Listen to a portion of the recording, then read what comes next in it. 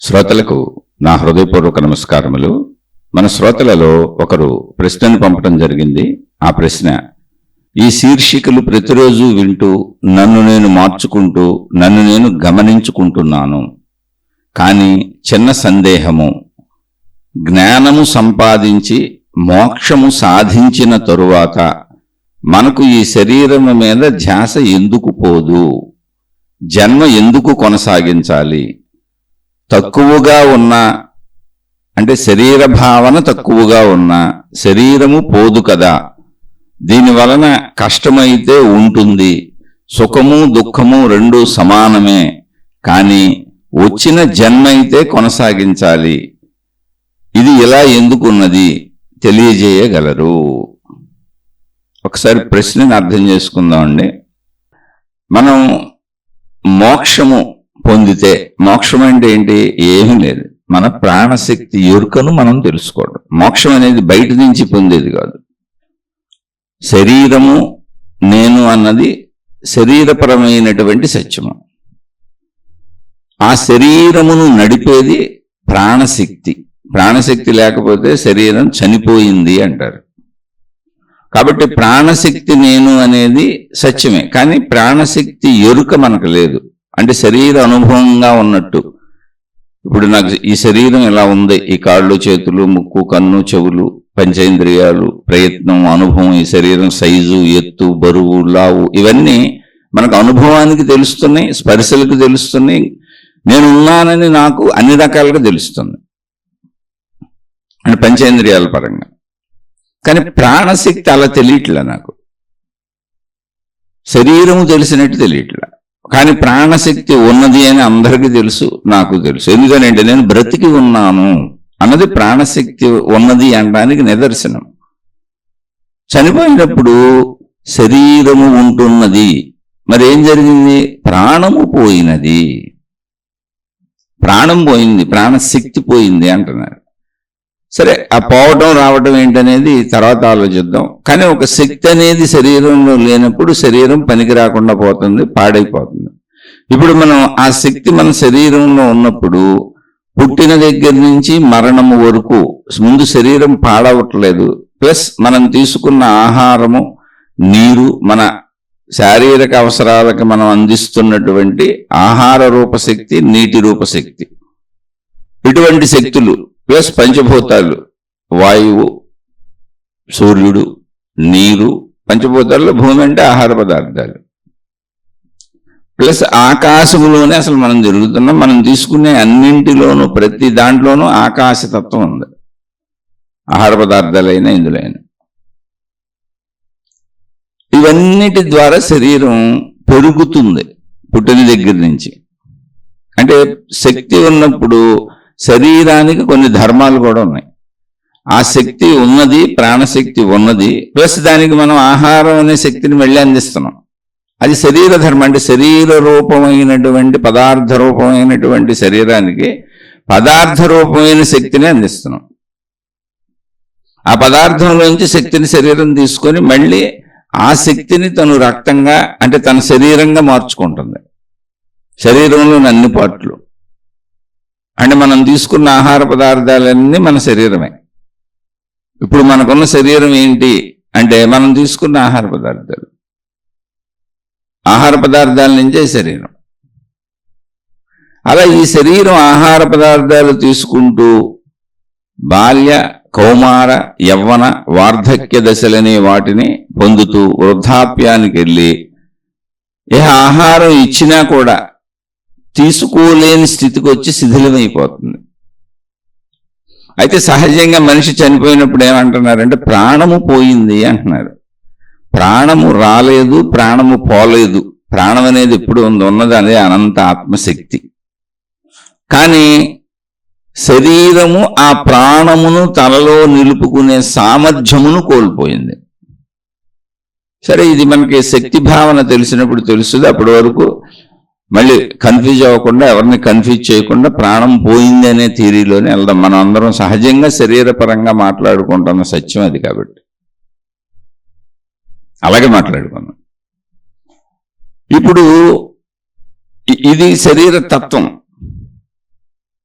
ఇది ఇప్పుడు ఇక్కడ ప్రశ్న ఏమడుగుతున్నారంటే, ఈ శరీర తత్వం ఇది, మనకి ప్రాణశక్తి ఉంది, శరీరం ఉంది. అయితే ప్రాణశక్తి శరీరంతో కలిసి పనిచేస్తుంది. ఏం పనిచేస్తుంది?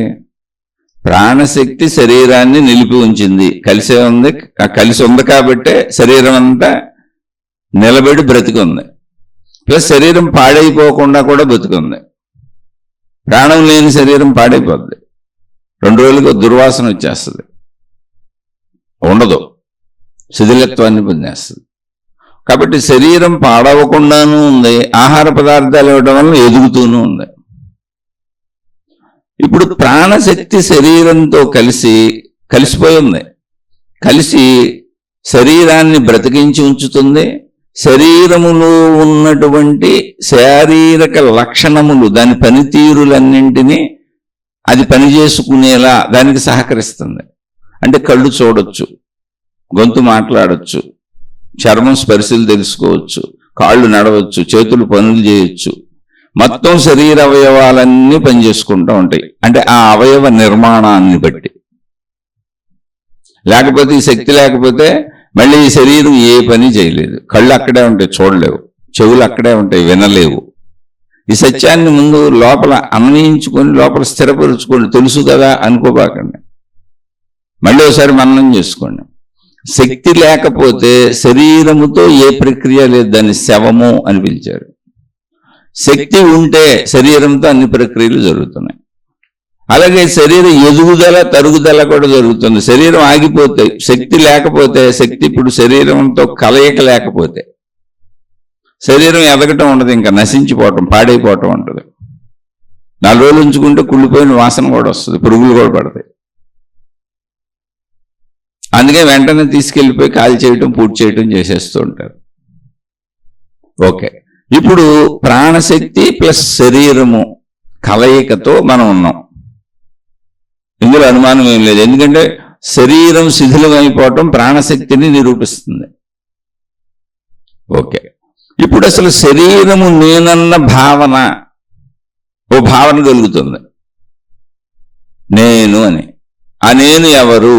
ముందు భావన లోపల పుట్టింది, నేను అని. ఆ నేను ఎవరంటే ఇది కనపడుతున్న శరీరమే. ఓకే, తర్వాత ఆ నేనుకు సంబంధించిన అన్ని, నా పేరు ఇది, నా ఊరు ఇది, నా శరీరం ఇది, నా బట్టలు ఇవి, నా ఇల్లు ఇది, నా భార్య పిల్లలు వీళ్ళు. అంటే నేను, నాది, నావి, నా వాళ్ళు. నాది అన్నప్పుడు నా కాళ్ళు, చేతులు, శరీరం, ఈ గుర్తింపు అంతా. నాకు సంబంధించిన విషయాలు గుర్తింపు అంతా, కాలకృత్యాలు తీర్చుకోగలను, అన్ని చేసుకోగలను. ఎందుకని అవన్నీ గుర్తొస్తున్నాయి, ఆలోచనలు వస్తున్నాయి. అంటే నా శరీరాన్ని నేను రక్షించుకోవటం నాది. నావి అన్నప్పుడు నాకు సంబంధించిన వస్తువులు సమస్తము, సంపదల సమస్తము. నా వాళ్ళు అన్నప్పుడు ఈ శరీరానికి సంబంధించినటువంటి బంధుమిత్రులందరూ. నేను, నాది, నా వాళ్ళు ప్లస్ సృష్టి. అంటే నాకు సంబంధం లేకపోయినా ఇతర మనుషులు, చెట్లు, జంతువులు, నాకు కనపడుతున్న సృష్టి మొత్తం. దీనిని శరీరంతోనే అనుభవించగలను, గుర్తించగలను. ఎప్పుడు ప్రాణశక్తి శరీరం ఉన్నప్పుడు ఇదంతా గుర్తొస్తుంది. నేను గుర్తొస్తుంది, నాది గుర్తొస్తుంది. అంటే ఈ శరీరంతో నేను చేయగలిగిన అన్ని గుర్తొస్తున్నాయి, చేసుకుంటున్నాను. శరీర శుభ్రతల నుంచి సమస్తం, రోజువారీ దినచర్య. అలాగే నేను చేయవలసిన వృత్తి, వ్యాపార, ఉద్యోగాలన్నీ గుర్తొస్తున్నాయి. అప్పటి వరకు నేను చదువుకున్న చదువులు, నాకున్న తెలివి మొత్తం అన్నీ గుర్తొస్తున్నాయి. అది నాది, మొత్తం నాకు సంబంధించింది. నావి నేను సంపాదించుకున్న, నాకు అవసరార్థం నేను పెట్టుకున్నటువంటి నా వస్తువులన్నీ, నా సంపదలన్నీ, ఎన్నుంటన్నీ వస్తువులు, విషయాలు అన్ని సంపదల్లోకి వెళ్ళిపోతున్నాయి వస్తువులన్నీ. నా వారు అన్నప్పుడు నా కుటుంబ సభ్యులు, నా బంధుమిత్రులు. వీళ్లే కాక మిగిలిన సృష్టి కూడా నాకు ఎరుకలోనే ఉంది.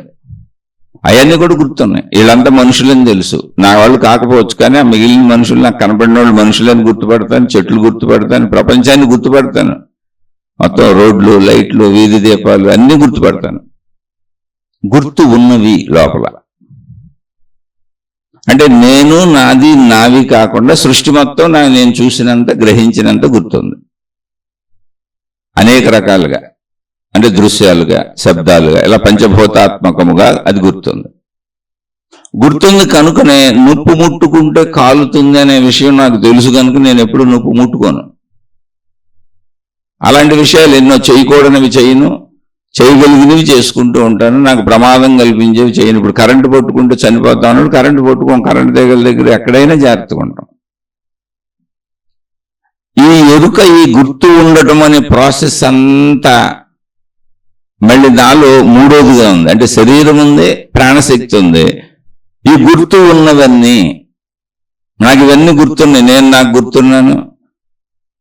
నాది అనేది నాకు గుర్తుంది. అంటే నాకు సంబంధించిన, నాది అంటే నా శరీరములకు సంబంధించిన సమస్త చర్యలు గుర్తుంది. నేను నాది. నావి అంటే నా సంపదలన్నీ గుర్తున్నాయి, అంటే నాకు భిన్నమైనవి. నావారు అన్నప్పుడు నా బంధుమిత్రులు గుర్తున్నారు. అలాగే చుట్టూ ఉన్న సమస్త సృష్టి అంటే మనుషులు, జంతువులు, చెట్లు, పొట్లు, గొట్లు అన్నీ గుర్తున్నాయి.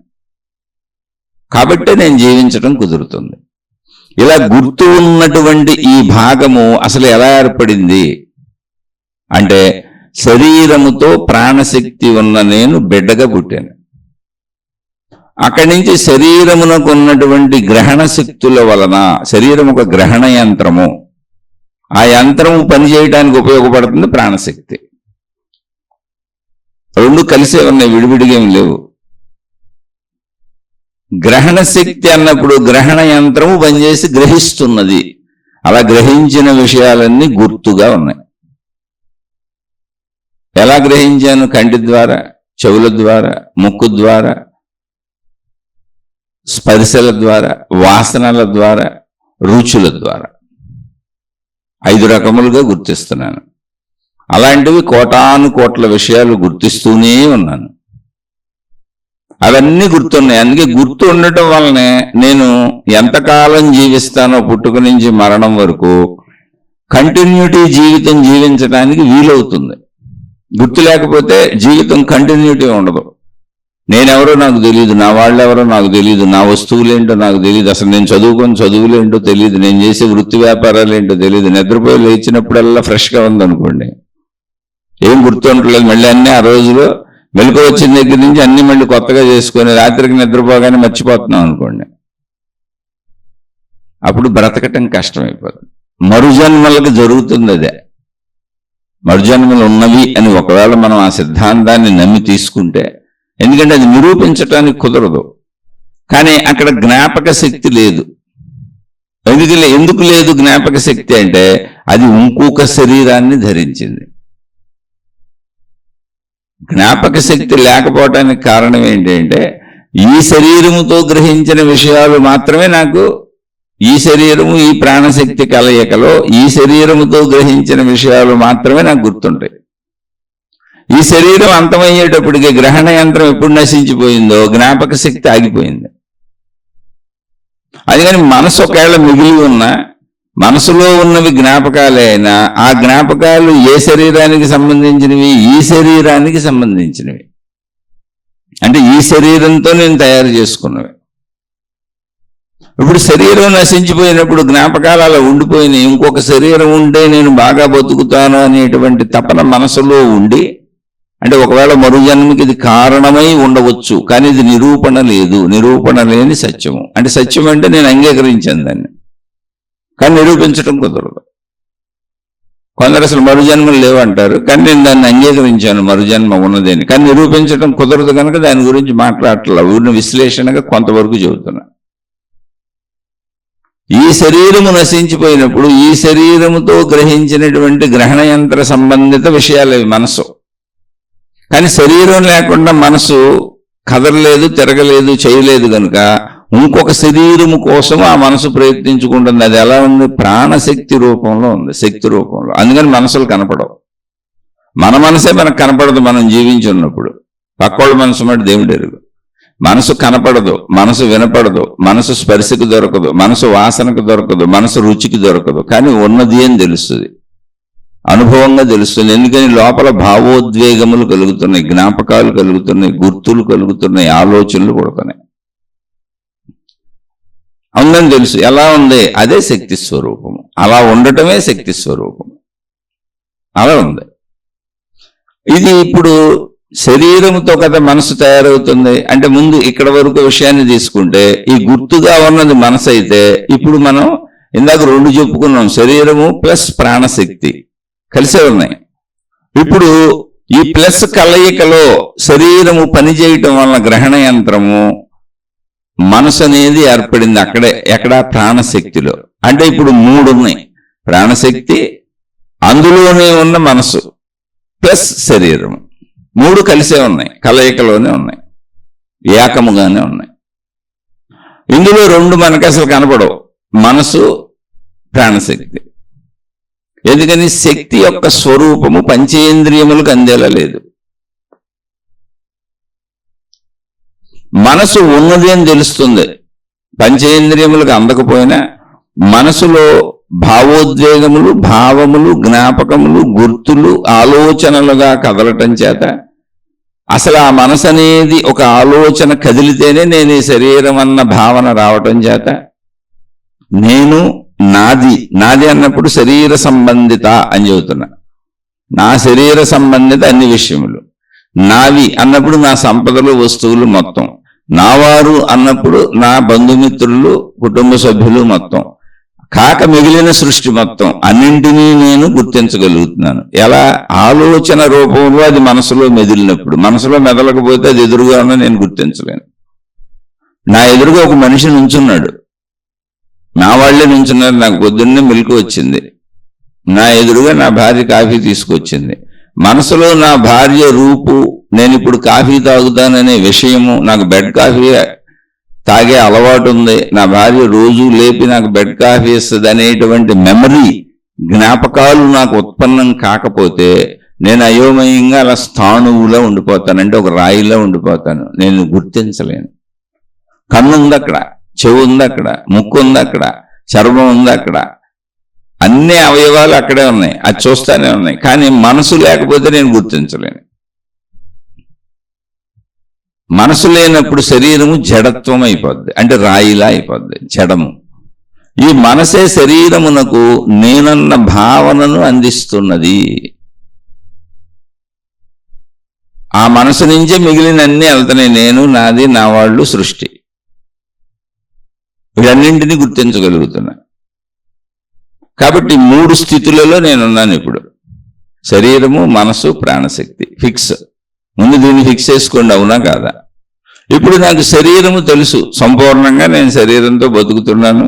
శరీరాన్ని రోజు శుభ్రపరుచుకుంటాను, కాలకృత్యాలు తీర్చుకుంటాను, దానికి కావాల్సిన ఆహారాలు ఇస్తాను, అవి సంపాదించుకోవటానికి, నా కుటుంబ సుఖం కోసం, నా సుఖం కోసం, మేమందరం బతకటానికి.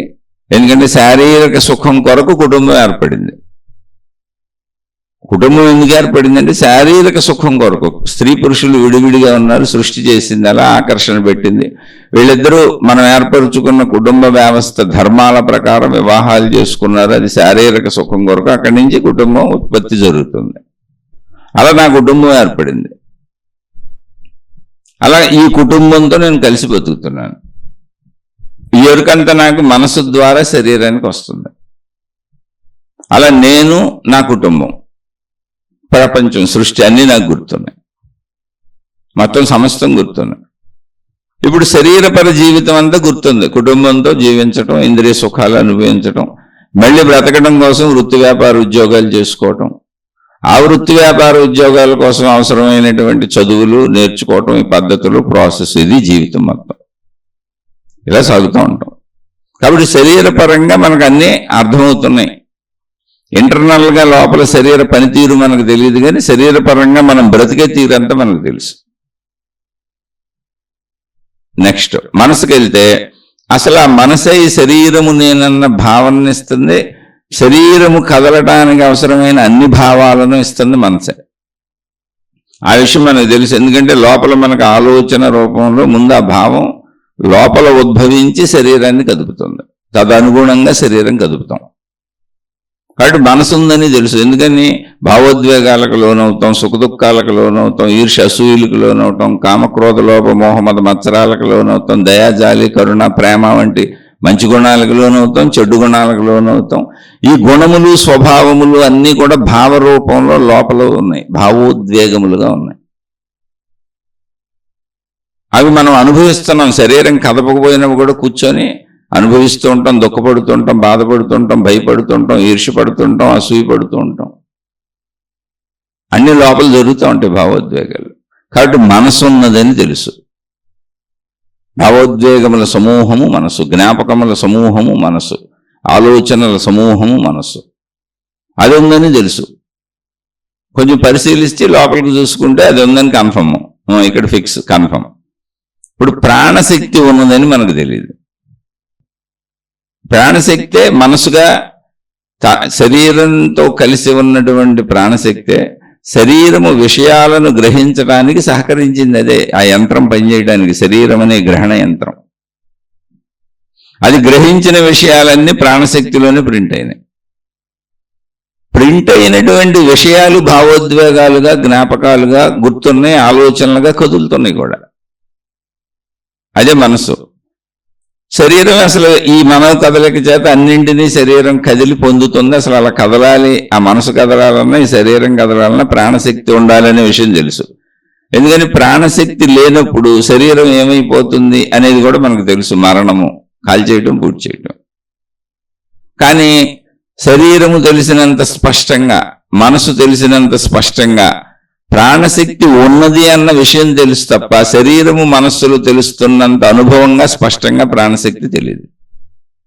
ఎలా ఉందో తెలియదు, శరీరం ఎలా ఉందో తెలుసు.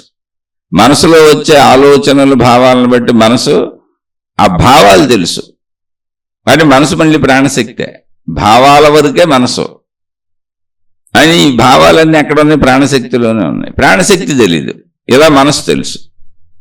భావములుగా, భావోద్వేగములుగా నాలో కంపనములు సృష్టిస్తున్నటువంటి, ప్రకంపనలకు లోను చేస్తున్నటువంటి ఆ మనసు తెలుసు. ప్రాణశక్తి తెలియదు. ఎలా తెలియదు? శరీరములా అనుభవంగా తెలియదు, మనసులా అనుభవంగా తెలియదు. మనసులో ఇప్పుడు దుఃఖం వస్తే దుఃఖానుభవం ఉంది, సుఖం వస్తే సుఖానుభవం ఉంది. అది మనసు ఉందని నిర్ధారిస్తుంది. అలా తెలియదు. అది తెలుసుకునే ప్రయత్నం చేయటానికి ఆధ్యాత్మిక చదువు, ఆత్మజ్ఞాన చదువు అని మహాత్ములు ఆత్మజ్ఞానాన్ని అందించారు. దానికి ఆత్మజ్ఞానము అని ఎందుకు పేరు పెట్టారంటే అసలు తెలుసుకునే సబ్జెక్ట్ ఏదైనా జ్ఞానము అంతే. ఆత్మజ్ఞానం అని ఎందుకన్నారంటే మన ప్రాణశక్తినే, మనలో ఉన్నటువంటి ప్రాణశక్తినే ఆత్మ అని పిలిచారు. అది మొత్తం శక్తి ఒక మనిషిలో ఉన్నది అన్నప్పుడు ప్రాణశక్తి. సృష్టి మొత్తం అందరిలో, అన్నింటిలో ఉన్నది ఈ ప్రాణశక్తే అన్నప్పుడు అదే ఆత్మ అని పేరు పెట్టారు. శక్తిగా అది వేరువేరుగా లేదు, అనిపిస్తున్నదంటే కనుక అది ఆత్మశక్తి అని పేరు పెట్టారు. ఓన్లీ పేర్లు ఐడెంటిఫికేషన్ కోసం అంతే. ఇండివిజువల్గా మనిషిలో ఉన్నప్పుడు ప్రాణశక్తి, మొత్తం సృష్టి అంతా అదే ప్రాణశక్తి మీద ఆధారపడి ఉన్నది, అదంతా ఏకశక్తి అన్నప్పుడు ఆత్మశక్తి. అంతే, పేర్లు అంతే. అంటే మనం రిలేషన్స్ ఉంటే చూడండి, మా నాన్నగారు, నాకు నాన్నగారు ఒక ఆయన, ఇంకో ఆవిడకి ఆయన భర్త, ఇంకో ఆయనకి ఆయన తమ్ముడు, ఇంకో ఆయనకి ఆయన అన్నయ్య. అలా ఆ రిలేషన్స్ని బట్టి మారిపోతూ ఉంటుంది. వాళ్ళ నాన్నకి ఆయన కొడుకు.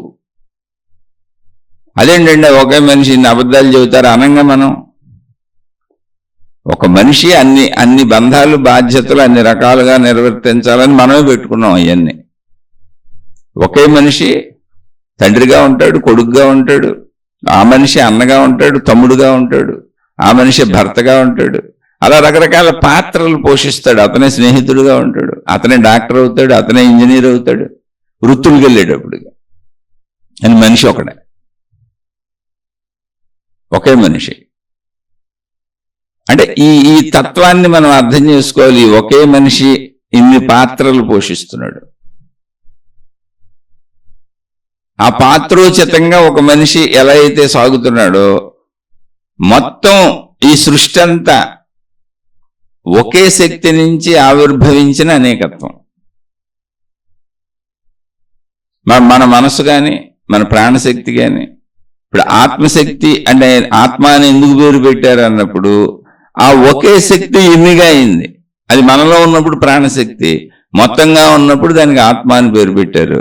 అది ఇన్నిగా అయిందా, ఇదంతా ఆత్మేనా, ఒకే శక్తి ఇలా అవుతుందా అని డౌట్ అక్కర్లో. ఒక మనిషిని అన్ని రకాలుగా మనం రిలేషన్స్ ఏర్పరచుకున్నప్పుడు ఆత్మశక్తి అనేటువంటిది ఎన్ని రకాలుగా అవటానికి దానికి అంత శక్తి కలిగి ఉన్నది అంతే.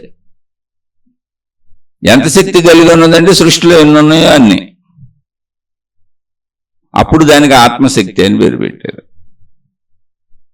అది మన ప్రాణశక్తే కనుక ఆత్మశక్తి అంటే ఆత్మజ్ఞానం అన్నప్పుడు నాలోని ప్రాణశక్తిని నేను తెలుసుకునే ప్రయత్నములో నేను తెలుసుకుంటున్న విషయాలు ఆత్మజ్ఞానము. ఎందుకని అది నా ప్రాణశక్తి, నా ఆత్మ.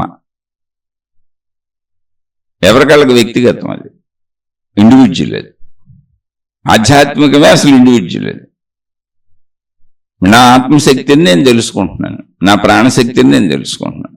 అందుకని ఆత్మను తెలుసుకునే ప్రయత్నం కనుక ఆధ్యాత్మికము, ఆత్మగూర్చిన అధ్యయనము. అధ్యయనం అంటే ఏంటి? అన్ని రకాలుగా పరిశీలన, పరిశోధన, అన్వేషణ, ఆరాధన, ఏదుంటే అది ఎన్ని రకాలు ఉంటే అన్ని. ధ్యానము, తపస్సు, వినటం, చదువుకోవటం, మొత్తం అధ్యయనము అనేది దాని సంపూర్ణంగా అది నేనే అని తెలిసే వరకు మనం చేసే ప్రతి ప్రయత్నము దాని కొరకు అధ్యయనము. ఆత్మాధ్యయనము కనుక ఆధ్యాత్మికము. నా ఆత్మనే, మరి ఎవరి ఆత్మను కాదు. కాబట్టి ఆధ్యాత్మికం ఎందుకు వ్యక్తిగతం అంటే ఎవరికి వాళ్ళు చేసుకుని వాళ్ళు చదువుకునే చదువు అది ఆత్మాధ్యయనం. ఇది మహాత్ములు అందించారు మనకి. అంటే ప్రాణశక్తి ఎరుకను నా యొక్క ప్రాణశక్తి ఎరుకను తెలుసుకుంటే నాకు ఇప్పుడు శరీరం ఎలా ఉంది, ఎంత ఉంది, శరీరం ఎలా పుడుతుంది, అసలు ఎలా తయారవుతుంది, మాతృగర్భంలోకి ఎలా వస్తుంది, మొదటి నుంచి తెలుసు నాకు. స్త్రీ పురుష కలయికల్లో పిల్లలు తయారవుతారని తెలుసు. మాతృగర్భంలో 9 నెలలకు పిండం తయారవుద్దని తెలుసు. ఆ పిండం మొత్తం బిడ్డగా తయారైనాక 9 నెలల్లో ఒక వారం రోజులు 10 రోజులు అటు ఇటుగా ప్రసవం జరిగి బిడ్డ బయటకు వచ్చేస్తారని తెలుసు. అక్కడి నుంచి మరణం వరకు నాకు మొత్తం తెలుసు. మరణంలో కాల్ చేస్తారు, పూడి చేస్తారు, ఇవన్నీ నాకు తెలుసు. శరీరం గురించి తెలుసు, మనసు గురించి కూడా తెలుసు. ఎందుకంటే మనసు నేను తయారు చేసుకున్న నా సొంత సృష్టి. నా శరీరంతో నేనేం గ్రహించాను అవే. ఇందాక మరుజన్మల దగ్గర ఆపొచ్చాను. మరుజన్మలకి అంటే ఒక రోజు మనం నిద్రపోయి లేచినాక మళ్ళీ మనకి నిన్నటి విషయాలన్నీ గుర్తుండి కంటిన్యూ జీవించేస్తున్నాం. ఎందుకు నిన్నటి విషయాలన్నీ గుర్తున్నాయి, కంటిన్యూ ఎందుకు జీవిస్తున్నామంటే అదే శరీరము. ఇవన్నీ అదే శరీరములోని మెదడు అనేటువంటి భాగము ఈ గుర్తు పెట్టుకోవడం అనే ప్రాసెస్లకు పనికొచ్చేది. శక్తి శరీరం కలిసే ఉన్నవి, భిన్నంగా లేవు. శక్తి ఎక్కడ ఉంది, ఒక పాయింట్లో ఉందనుకోండి, శరీరం మొత్తం శక్తి కలిసి ఉంది. అందువలన శరీరంలోని అణువు పనిచేస్తుంది. కనుక ఈ శరీరముతో నేను గ్రహించిన విషయాలన్నీ శరీరపరంగా నా మెదడులో గుర్తుంటాయి, శక్తిపరంగా మనసులో గుర్తుంటాయి, మనసుగా మారిపోతూ ఉంటాయి. కానీ శరీరపరంగా ఆ గుర్తు అనే అవయవం ఏంటి అంటే మెదడు. ఇప్పుడు కన్ను చూస్తుంది, చెవి వింటది శరీరపరంగా. కానీ కన్ను చూసిన దానికి మనసు ఇప్పుడు అక్కడ లేదనుకోండి, కన్ను చూసింది ఏం గ్రహించలేదు. మనం చూడండి, ఏంటి అక్కడ పరధ్యాసలో ఉన్నాం, ఏం చూడలేదా, వినలేదా, ఇప్పుడుదా చెబుతానే ఉన్నాగా అంటాం. అదే వెళ్తానే ఇప్పుడు అదిగో పలానా మనిషి ఎదురుపడ్డాడు, ఇందాక మాట్లాడితే అక్కడ ఆగానే నేను మాట్లాడాను, నేను పట్టించుకోలేదండి అంటాం. అదే వెళ్ళిపోతే నేను చూడలేదండి అంటాం. ఎవరు చెబుతారు, సార్ మీరు ఇందాక పలానా చోట కనపడ్డారు, బజార్లో కనపడ్డారు, లేకపోతే అమ్మ నువ్వు అక్కడ కనపడ్డావు చూశాను, ఇంకోటి నన్ను చూసావే అంటాం. కానీ నేను పట్టించుకోలేదు. అంటే మనసు అక్కడ లేదు, ఏకాగ్రత లేదు, శ్రద్ధ లేదు ఆ విషయం మీద. నేనేదో పనిలో ఉన్నా. అంటే ఏ పని మీద మనసు ఉందో ఆ విషయాలను మాత్రమే ఇంద్రియాలు చూస్తున్నప్పుడు అది గ్రహించగలదు. కాబట్టి మనసు లేనప్పుడు ఏకాగ్రత కూడా మిస్ అవుతుంది, శ్రద్ధ కూడా మిస్ అవుతుంది. అంటే ఈ విషయం ఎందుకు చదువుతున్నానంటే ఈ మరుజన్మకి ఈ విషయాలు ఎందుకు గుర్తుంటలేదు, పడుకొని లేచినప్పుడు ఎందుకు గుర్తుంటాయంటే పడుకొని లేచిన అదే మెదడు ఉంది, గుర్తుపెట్టుకునేటువంటి వ్యవస్థ అదే ఉంది, భౌతిక పరికరం. ఆ పరికరాన్ని నడిపేది ఏంటి? మనసు, శక్తి, ప్రాణశక్తి. అంటే ప్రాణశక్తి శరీరం మొత్తం వ్యాపించి ఉంది కనుక శరీరం మొత్తంలో ఉన్న పరికరాలన్నింటినీ ప్రాణశక్తి నడుపుతుంది. ఆ ప్రాణశక్తి నడుపుతున్నప్పుడు మొత్తం తల నుంచి కాలు వరకు ఆ పరికరం, గ్రహణ యంత్రం యొక్క పనితీరేంటో మొత్తం ప్రాణశక్తి సర్వము అది మొత్తం శరీరం అంతా వ్యాపించి ఉంది కనుక ఆ పరికరం ఎక్కడ ఏది పనిచేస్తుందో అక్కడ దాన్ని గుర్తుపెట్టుకుంటుంది. అలా పంచేంద్రియాల ద్వారా మనం గ్రహించిన విషయాలు భౌతికముగా మెదడు అనే దాంట్లో గుర్తుంటాయి, ఆధ్యాత్మికముగా మనసు అనే దాంట్లో గుర్తుంటాయి. అయితే ఈ మనసునే ఇప్పుడు ఆ మైండ్ అనే దాన్ని ఆ మెదడు వరకే అనాలా అంటే భౌతికముగా పరిభాషదే, ఆధ్యాత్మికంగా మనసు కూడా అనంతం, ఎందుకంటే అది ప్రాణశక్తి కనుక. అందుకని ఈ శరీరంతో గ్రహించిన విషయాలను ఉంచుకునేటువంటి పరికరం ఏంటి? మనలో మెదడు. ఈ శరీరం నశించిపోయినప్పుడు ఆ మెదడు కూడా నశించిపోయింది. ఈ శరీరంతో గ్రహించిన విషయాలన్నీ మనసుగా ప్రాణశక్తిలో, ఏ శరీరము ఏ అవయవము లేనటువంటి ప్రాణశక్తిలో ఊరికనే ముద్రలుగా అలా ఉండిపోయినాయి. అయితే దాంట్లో ఉన్నాయి. కాబట్టి ఇప్పుడు మళ్ళీ ఆ ఉన్నవన్నీ కూడా మళ్ళీ ఆ ఉన్నవన్నీ నిర్మూలనం అవ్వాలన్నా లేదా అవన్నీ మళ్ళీ తిరిగి అనుభవించాలన్నా శరీరం కావాలి. అవైతే అంతమైపోవాల. ప్రాణశక్తి ప్యూర్గా లేదు, తెల్ల కాగితంలాగా లేదు. అందుకని అక్కడ ఏదో సృష్టి చేసిన ఏర్పాటు ఉంది. ఆ సృష్టి అనేది ప్రాణశక్తిగా. ఆ ఏర్పాటు ఏంటంటే ఇటువంటి మనస్సులకు ఇంకొక శరీరము దొరికే అవకాశం ఏదో సృష్టి కల్పించింది. దాన్ని అనేక రకాలుగా మహాత్ములు అనేక విధాలుగా చెప్పారు, కానీ అది నిరూపించటం కుదరదు. అందుకని నేను దాని జోలికి వెళ్ళటం లేదు. వాటి మీద పుస్తకాలు కూడా ఉన్నాయి. అయితే ఆ మనసు మళ్ళీ ఇంకో శరీరాన్ని తీసుకుంటుంది. ఆ శరీరాన్ని తీసుకొని అనుభవించాలన్న తపన ఉంది మనసులో. అయితే అనుభవించాలన్న తపనన్నా ఉండాలి కోరికలున్న వాళ్ళకి, లేదా నిర్మూలనం చేసేసుకోవాలి మనసుని, మోక్షాన్ని పొందాలన్న తపనన్నా ఉండాలి. ఎందుకంటే మనసు ఖాళీ అవ్వలేదు, ప్రాణశక్తి ఖాళీ అయిపోలేదు. మనసులో విషయాలన్నీ ఖాళీ అయిపోతే అది ప్రాణశక్తి ఇప్పుడు ఖాళీ అవ్వాలి. లేదా ఖాళీ అవ్వాలన్న భావన ఎవరికి? సాధకులకు ఉంటుంది. ఖాళీ అవ్వకుండా చనిపోయారు అనుకోండి, ఖాళీ చేసుకుంటానికి మళ్ళీ ఆ భావంతో వస్తారు. ఎందుకని ఆ భావంతో బతికారు కాబట్టి. ఏ భావంతో బతికావో అదే జరుగుద్ది. యద్భావం తద్భవతి. పునర్జన్మ సిద్ధాంతం ఇది. అయితే అది నిరూపణ లేని సత్యం. మళ్ళీ ముందే చెబుతున్నాను. సత్యమని ఎందుకంటున్నానండి, నేను నమ్మాను. నేను ఎక్కడన్నా కొన్ని పదాలు నిరూపణ లేని సత్యములని వాడినప్పుడు నేను నమ్ముండొచ్చు, ఇంకొకరు నమ్ముండొచ్చు. నమ్ముతున్న విషయాలు వాళ్ళు సత్యమే అనుకుంటారు కాబట్టి నిరూపణ లేని సత్యములని చెబుతాను, అసత్యములని చెప్పను. ఎందుకని నమ్ముతున్నారుగా కొంతమంది బయట. ఇప్పుడు ఇది నేను నమ్ముతున్నాను. ఇప్పుడు కొంతమంది పునర్జన్మ సిద్ధాంతాన్ని నమ్మరు, అది నిరూపణ లేని సత్యమే అంటాను. ఎందుకని కొంతమంది నమ్ముతున్నారుగా. నేను పునర్జన్మని నమ్ముతున్నాను. దానికి అనేక శీర్షికల్లో కారణం కూడా చెప్పాను. ఎందుకని పునర్జన్మని నమ్మకపోతే మోక్షము అనే దానికి అర్థం ఉండదు. అసలు మోక్షం పొందడం కుదరదు. ఎందుకని ఈ జన్మలో నేను మోక్షం పొందకుండా చనిపోతే అప్పుడు నా ఇష్టం వచ్చినట్టు బతికి చనిపోయాను, మరి మనసు ఏమైంది? కాబట్టి మళ్ళీ మనసు అనే దానికి ఇంకొక ఫెసిలిటీ, ఇంకొక అవకాశం ఇచ్చింది. అంటే పరీక్షలు సంవత్సరం అంతా చదివాడు, పరీక్షలు రాశాడు, తప్పాడు. కొన్ని సబ్జెక్టులు పాస్ అయ్యాడు, ఒకటో రెండో సబ్జెక్టులు తప్పాడు. అప్పుడు ఏం చేశారు? మళ్ళీ రాయడానికి అవకాశం ఇచ్చారు, మళ్ళీ రాసి పాస్ అవ్వని. అలా నువ్వు ఎన్ని ప్రయత్నాలైనా చేసుకుంటూ ఉండొచ్చు పాస్ అయ్యే వరకు. సేమ్ మోక్షం కూడా అంతే. ఇది పునర్జన్మ సిద్ధాంతం. అంటే మళ్ళీ జన్మ తీసుకొని నువ్వు ఇప్పుడు చనిపోయావు అంటే నీ శరీరమునకు లిమిటేషన్స్ ఉన్నాయి. ఈ ఆయువు ప్రమాణం లోపలే. అది ఎవరికి లెక్క ఏంటో మనకు తెలీదు. అనంత విశ్వంలో జరిగేటువంటి చర్యలు మనకు తెలియవు. కానీ ప్రతి మనిషికి కొంత ఆయువేదో ఉంటుంది. ఆ ఆయువు తీరే లోపగా నువ్వు నీ మనసును ఖాళీ చేసుకో, లేదా నీ మనసును నింపుకో. నీ ఇష్టం, స్వేచ్ఛ ఉంది. ఖాళీ చేసుకుంటే సంపూర్ణంగా మనసు ఖాళీ అయిపోతే అదే ప్రాణశక్తి, అదే మోక్షం, అదే ఆత్మశక్తి. ఏకత్వ భావన వచ్చేస్తుంది. ఖాళీ చేసుకోకుండా నింపుకుంటా ఉంటే ఇప్పుడు అక్కడ నింపుకున్న ఉండిపోయింది, ఆయువు అయిపోయింది.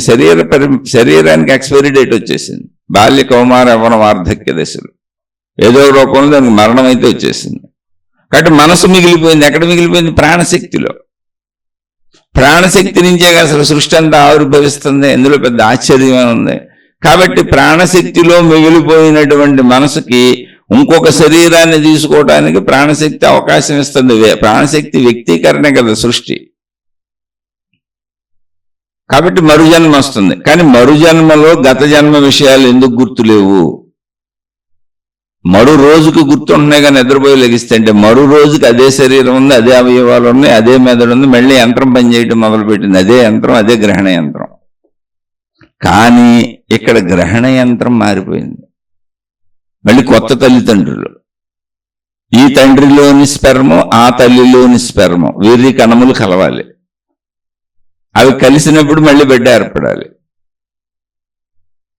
ఆ బిడ్డ ఏర్పడినటువంటి బిడ్డ మరుజన్మగా ఈ తండ్రిలోకి ఎలా వచ్చాడో తల్లిలోకి ఎలా వచ్చాడు, ఇవన్నీ కూడా గ్రంథాలు ఉన్నాయి. వాటి గురించి మనం అంత లోతుగా వెళ్ళొద్దు, ఎందుకంటే నిరూపించడం కుదరదు, అదే చెప్పేది. ఇవన్నీ అక్కడికి వదిలేద్దాం. అలా ఇంకొక శరీరాన్ని ధరించడం జరిగింది. ఇంకొక శరీరం తీసుకొని మళ్ళీ జన్మెత్తినప్పుడు ఏమైంది? ఇప్పుడు శరీరం మారిపోయింది, తల్లిదండ్రులు మారిపోయారు, ప్రదేశాలు మారిపోయినాయి, విషయాలన్నీ మారిపోయినాయి, మళ్ళీ మొదటి నుంచి మొదలైంది. ఇంతకీ విషయం ఏంటంటే మళ్ళీ శరీర జీవితం మొదటి నుంచి మొదలైంది అంతే. ఎవరికైనా మొదలైంది కదా, ఎన్ని జన్మలైనా ఇది మొదలు. ఎన్ని జన్మలు ఉన్నాయో మనకు తెలియదు, అసలు ఎత్తేమో ఎత్తలేదో కూడా తెలియదు. ఎందుకని మళ్ళీ మొదలైనప్పుడు గుర్తుండదు.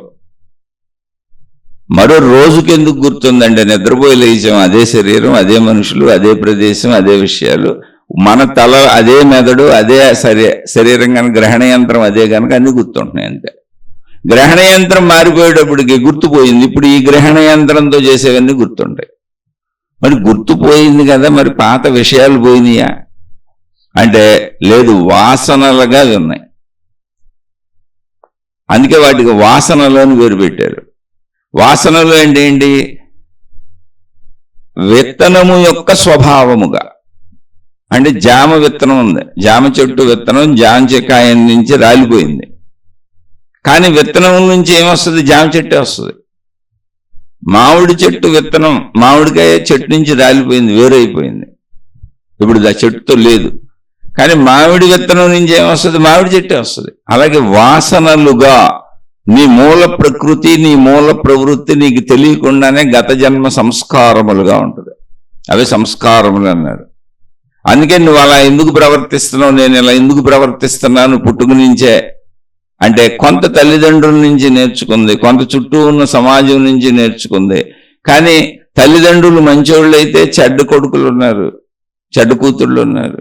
తల్లిదండ్రులు చెడ్డవాళ్ళు అయితే మంచోళ్ళైన కొడుకులు కూతుళ్ళు ఉన్నారు. చుట్టూ సమాజం చెడు నేర్పుతున్నా నేర్చుకుని మంచోళ్ళు చాలా మంది ఉన్నారు. అన్నిటికీ ఎందుకు కొంతమంది అటు కొంతమంది ఇటు ఆకర్షించబడుతున్నారు? చెడుకెందుకు ఆకర్షించబడుతున్నారు, మంచికి ఎందుకు ఆకర్షించబడుతున్నారు అంటే మూల వాసనలు ఏవైతే వాటికి ఆకర్షించబడుతున్నారు. అలా అనుభవించడానికే శరీరం తీసుకొని వచ్చింది, ఆ మనస్సు తపన చెంది.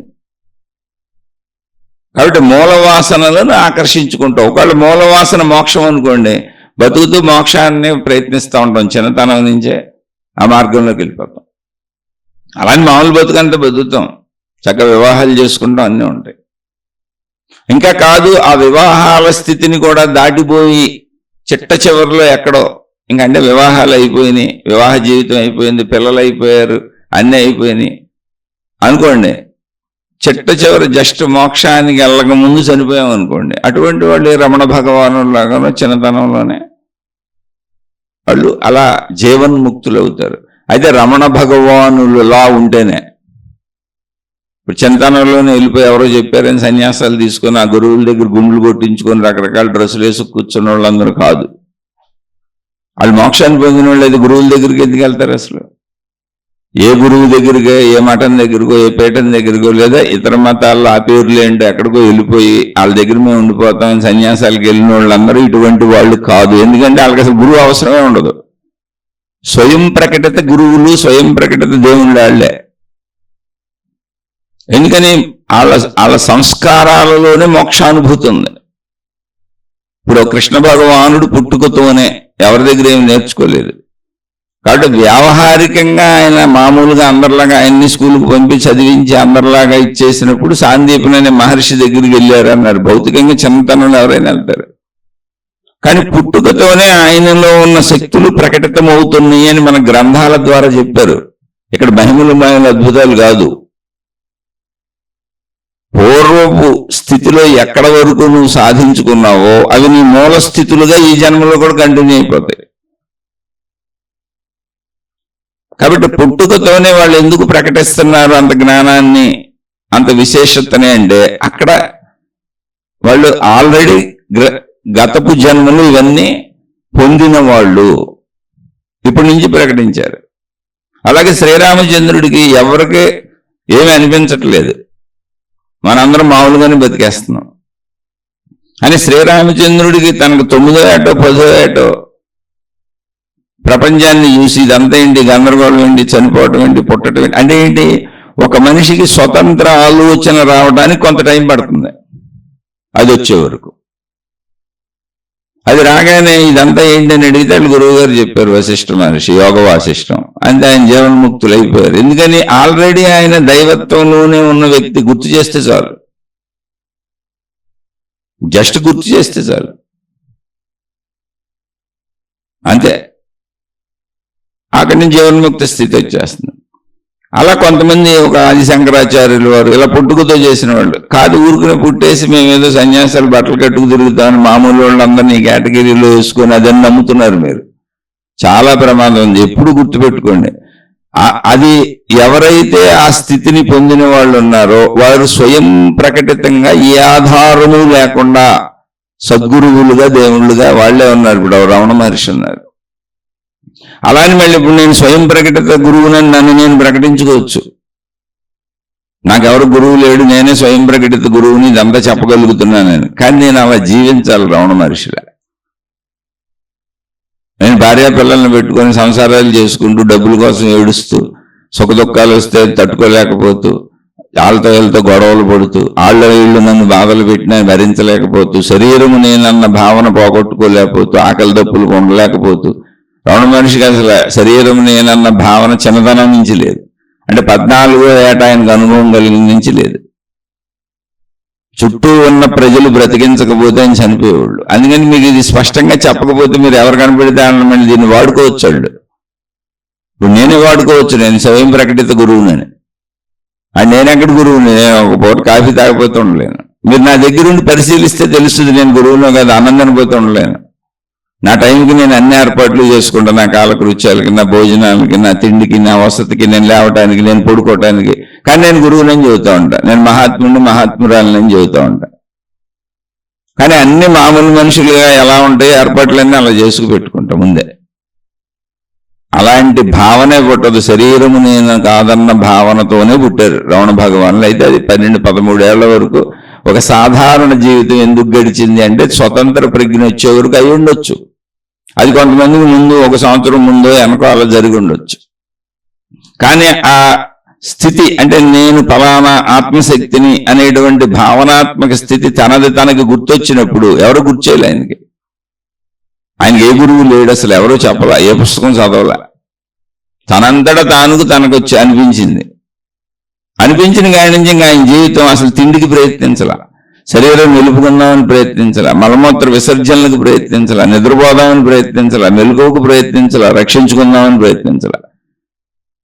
తన అనంత ఆత్మస్థితిలో శరీరంతోనే లీనమైపోయి కూర్చున్నారు. అరుణాచలం వెళ్ళిపోయారు. అక్కడ కొండ గుహల్లో చెట్ల కింద పుట్ల కింద కూర్చుంటే ఆయన మీద నుంచి చీమలు పాకేసిన తేళ్లు జరులు ఇటువంటి ఎన్నో ఆయన్ని కుట్టేస్తుంటే రక్తాలు కారిపోతున్నాయి కింద నుంచి. కానీ ఆయనకి శరీర భావన లేదు. వాళ్ళు అటువంటి వాళ్ళని నమ్మాలి, అన్ని ఏర్పాట్లు చేసుకున్న వాళ్ళని కాదు. మరి అలాంటప్పుడు రమణ మహర్షి అని ఆయన అసలు ఎలా దొరికాడు, మనకి ఎలా బతికాడు?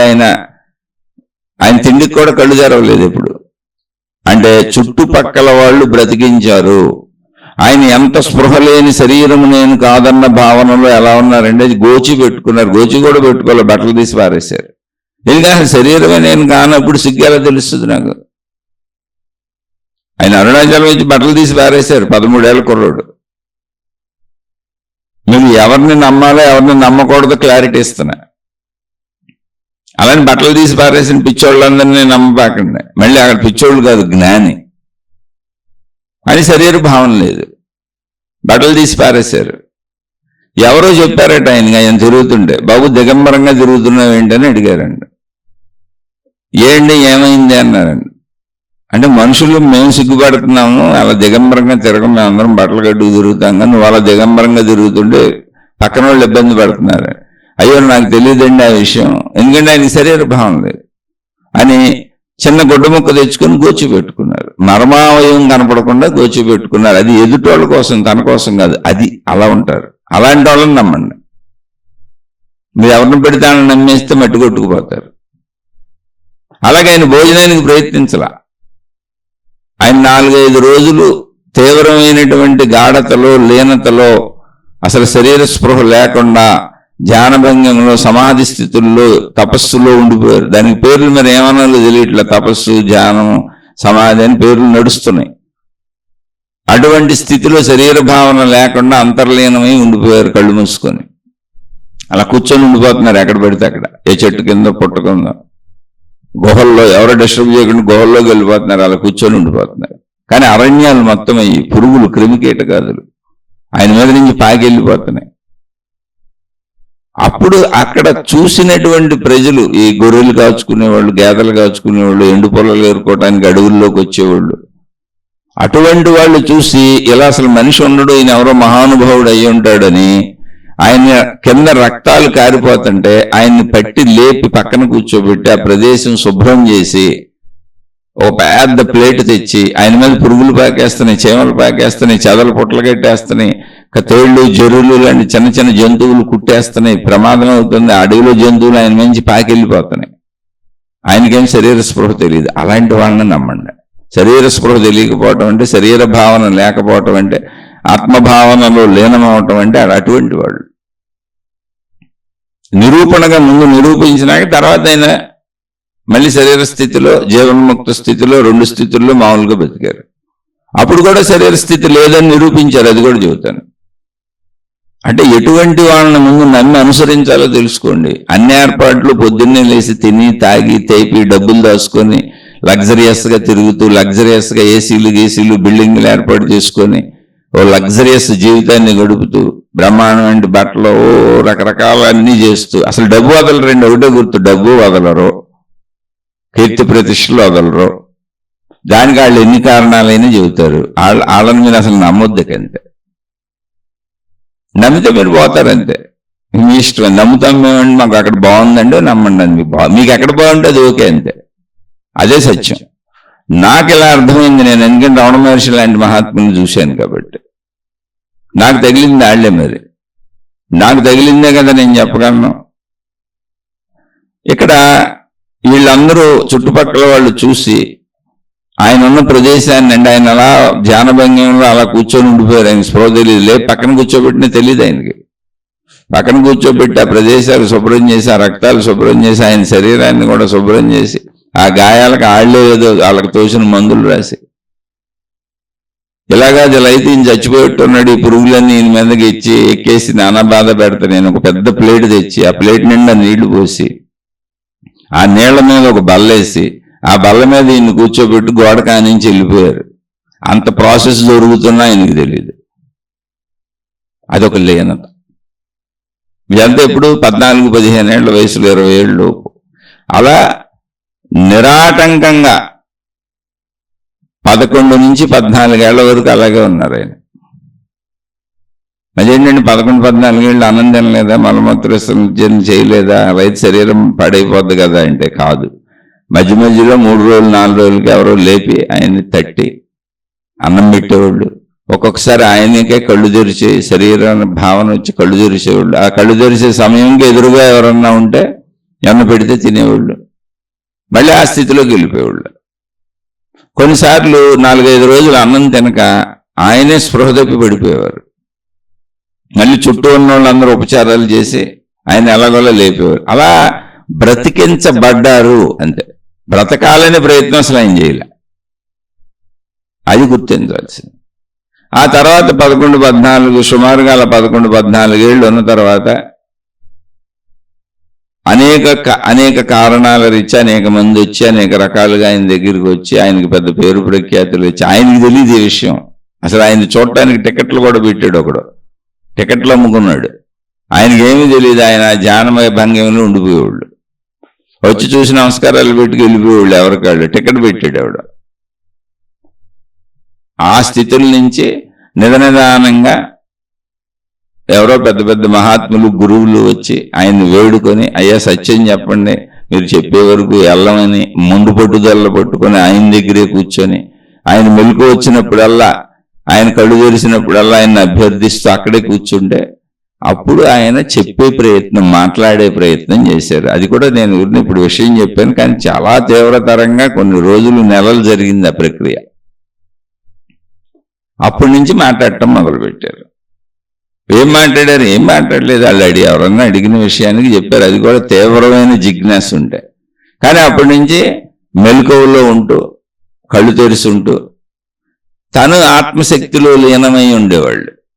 కళ్ళు తెరిసే ఉండేవాళ్ళు, మామూలుగా ఉండేవాళ్ళు, శరీర క్రియలన్నీ చేసుకునేవాళ్ళు, స్నానపానాదులు చేసేవాళ్ళు, ఎవరన్నా తెచ్చిపెడితే భిక్ష తినేవాళ్ళు, ఆహారం తీసుకునేవాళ్ళు. ఇంకంత అలా స్లోగా ఒక చిన్న ఆశ్రమం లాగా ఆయనకు ఏర్పాటు అవుతాం, కుటీరాలు తయారు చేయటం, ఆ కుటీరంలో ఉండమంటాం, వచ్చిన జనం కూర్చోవడానికి ప్లేస్కి ఒక ఏర్పాట్లు చేయటం, జనం కూడా రోజు వచ్చి ఆయన దగ్గర కూర్చోవటం. అలా టైం ప్రకారం ఆయనకి ఇంకా అన్నీ వచ్చేసినాయి. భోజనాలు, పడుకోవటం, లేవటం, టైం ప్రకారం విధానం వచ్చింది. అప్పుడు కూడా ఆయన ఏం మాట్లాడాలి? ఆ విధానం ఎవరు ఏర్పాటు చేశారో, అక్కడ వాళ్ళు ఎవరు అవన్నీ కట్టారో, ఎవరు నిర్మించారో, వాళ్ళు రమణాశ్రమం అని పేరు పెట్టారు. అసలు ఆయన ఏమీ అనలేదు, ఏమీ చేయలేదు, ఏమీ చూడలేదు. అదే అన్ని గమనిస్తూనే ఉన్నారు. కానీ నాది ఈ ఆశ్రమం అని ఇప్పుడు చెప్పేవాళ్ళు కదా. వారు ఉండమన్నారు, నేను ఇక్కడ ఉంటున్నానని చెప్పేవారు. అలా కొంతమంది నిర్వాహకులు దాన్ని నిర్వహించి దానికి ఒక పద్ధతులు ఏర్పాటు చేసి అలా అన్ని ఇంకా వచ్చినాయి. మనుషులు రావటం, వెళ్ళటం, ఈయన పేరు, రమణ మహర్షి పేరు ప్రపంచానికి తెలియటం అది జరిగింది. ఎవరి ద్వారా జరిగింది? ఆయన ఎప్పుడు అసలు ప్రయత్నం కూడా చేయలేదు. అసలు ఆ ప్రదేశం వదిలిపెట్టేయాల. ఇలా గడుస్తుంటే మళ్ళీ ఆయన పని మామూలుగా మనలా జీవించారు, తిన్నారు, తాగారు, బతికేశారు కదా. ఇప్పుడు ఆయన మనలాంటి మనిషి అయి ఉండొచ్చు, ఆయన జీవిత పర్యంతము గోచితోనే ఉన్నారు అని మనం అనుకోవచ్చు. అందుకని మనం అలా అనుకుంటామని మళ్ళీ సృష్టి ఇంకో అద్భుతమైన ఏర్పాటు చేసింది. ఏంటంటే ఆయనకి భుజం మీద, అంటే చేతి మీద, భుజం దగ్గరలో చేతి మీద సర్కోమా అనే క్యాన్సర్ పుండు వచ్చింది. దాన్ని 3 సార్లు ఆపరేషన్ చేశారు. 3 సార్లు ఆపరేషన్ చేసినప్పుడు ఆయనకి చెప్పారు, స్వామి మీరు నొప్పి భరించలేరు, కత్తులతో కోస్తాము, మీకు మత్తు మందు ఇస్తాం, ఎనస్థీషియా ఇస్తాము, మీకు బాధ తెలియకుండా అన్నారు. అంటే ఆయన బాధ దేనికైనా అడిగారు. బాధ శరీరానికి. నేను అనంత ఆత్మస్వరూపుడిని, నాకు బాధ ఎందుకు ఉంటుంది? శరీరం బాధకు లోనవుద్ది.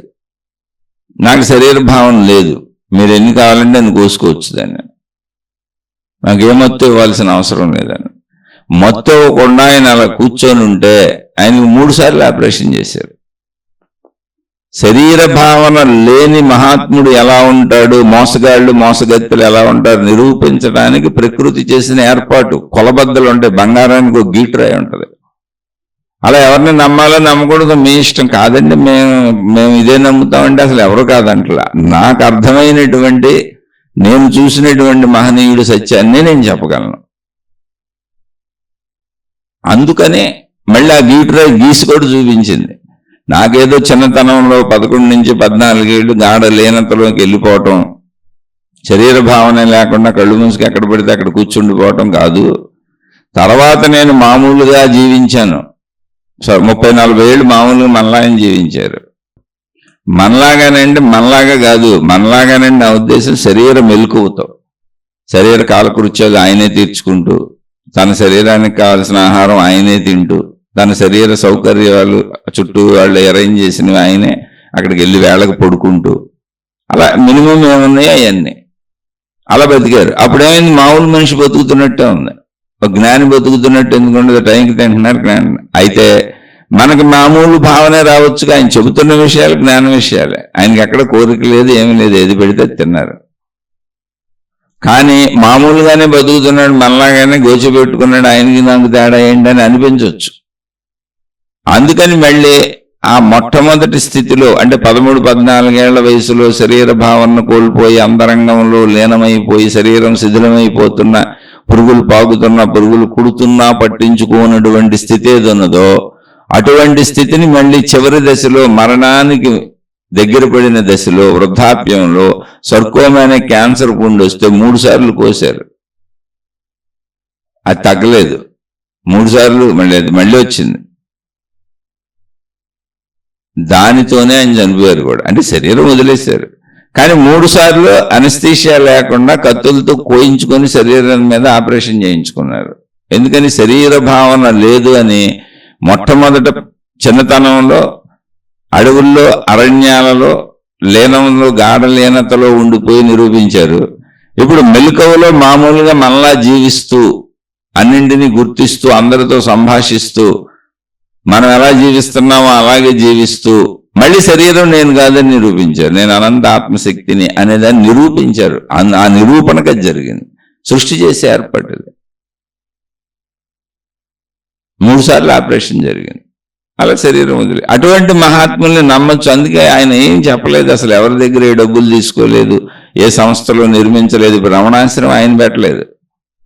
చుట్టూ ఉన్న వాళ్ళంతా అక్కడ జాగా శుభ్రం చేసి ముందు ఆయన ఉండటానికి వసతిగా చేశారు, పురుగు పుట్ర రాకుండా. తర్వాత చిన్న కుటీరం మీద వేశారు. అలా మళ్ళీ ఆయన దగ్గరికి వచ్చి ఆయన చూస్తానికి వచ్చిన వాళ్ళు కూర్చోటానికి చిన్న చిన్న కుటీరాలు వేశారు. అక్కడ మరి ఎండ వాన చలి ఇవన్నీ ఉంటాయి కదా. అలా స్లోగా కాలంలో, అంటే ఒక 30, 40, 50 సంవత్సరాల కాలంలో ఏర్పడినటువంటి వ్యవస్థ అది. చుట్టూ ఉన్న మనుషులు ఏర్పాటు చేశారు. అసలు ఆయన ఏ ప్రయత్నం చేయలేదు. నాకు అసలు ఇది కావాలని చెప్పలేదు. ఆయన ఎప్పుడు ఎవరిని ఏమి అడగలేదు. అసలు ఎంత అడగలేదు, ఎంత ప్రయత్నించలేదంటే దొంగలు వచ్చి ఆయన్ని కొట్టారు. ఆయన పక్కన పడుకున్న భక్తుల్ని కొట్టారు. ఒక 3, 4 పడుకున్నారు రాత్రిపూట అక్కడ. దొంగలు వచ్చి కర్రలతో కొట్టారు, ఇనుప రాడ్డులతో కొట్టారు. అసలు ఆయన కించిత్తు వాళ్ళని ఏమీ అనను కూడా అనలేదు, కానీ శరీరం మీద వాతలు తేలిపోయినాయి. అది వాళ్ళ వృత్తి ధర్మం అన్నారంటే. మనం సాధువులు, సన్యాసులు, ఇది మన వృత్తి ధర్మం, నెలకొండ ఉంటాం. వాళ్ళు దొంగలు, వాళ్ళ వృత్తి ధర్మం, కొట్టబోతే డబ్బులు ఇస్తారు అనేటువంటి అసలు శరీర భావన లేని సామాన్య స్థితులు పక్కన వాళ్ళని చక్కబెట్టారు. అలానే మనం సాధువులం కాదు కదా, ఆయన్ని అనుకరిద్దామని మనం దొంగల చేత కొట్టించుకోక్కర్లేదు. మన మామూలు మనుషులు, మనం జాగ్రత్తగానే ఉండాలి. ఇలా డూప్లికేటింగ్లు చేయకూడదు. అంటే అనుసరించాలి, ఏదైనా వినాలి, ఎవరు చెప్పిందైనా వినాలి. నిజమైన జ్ఞానం ఏంటంటే అటువంటి మహాత్ములది వినాలి.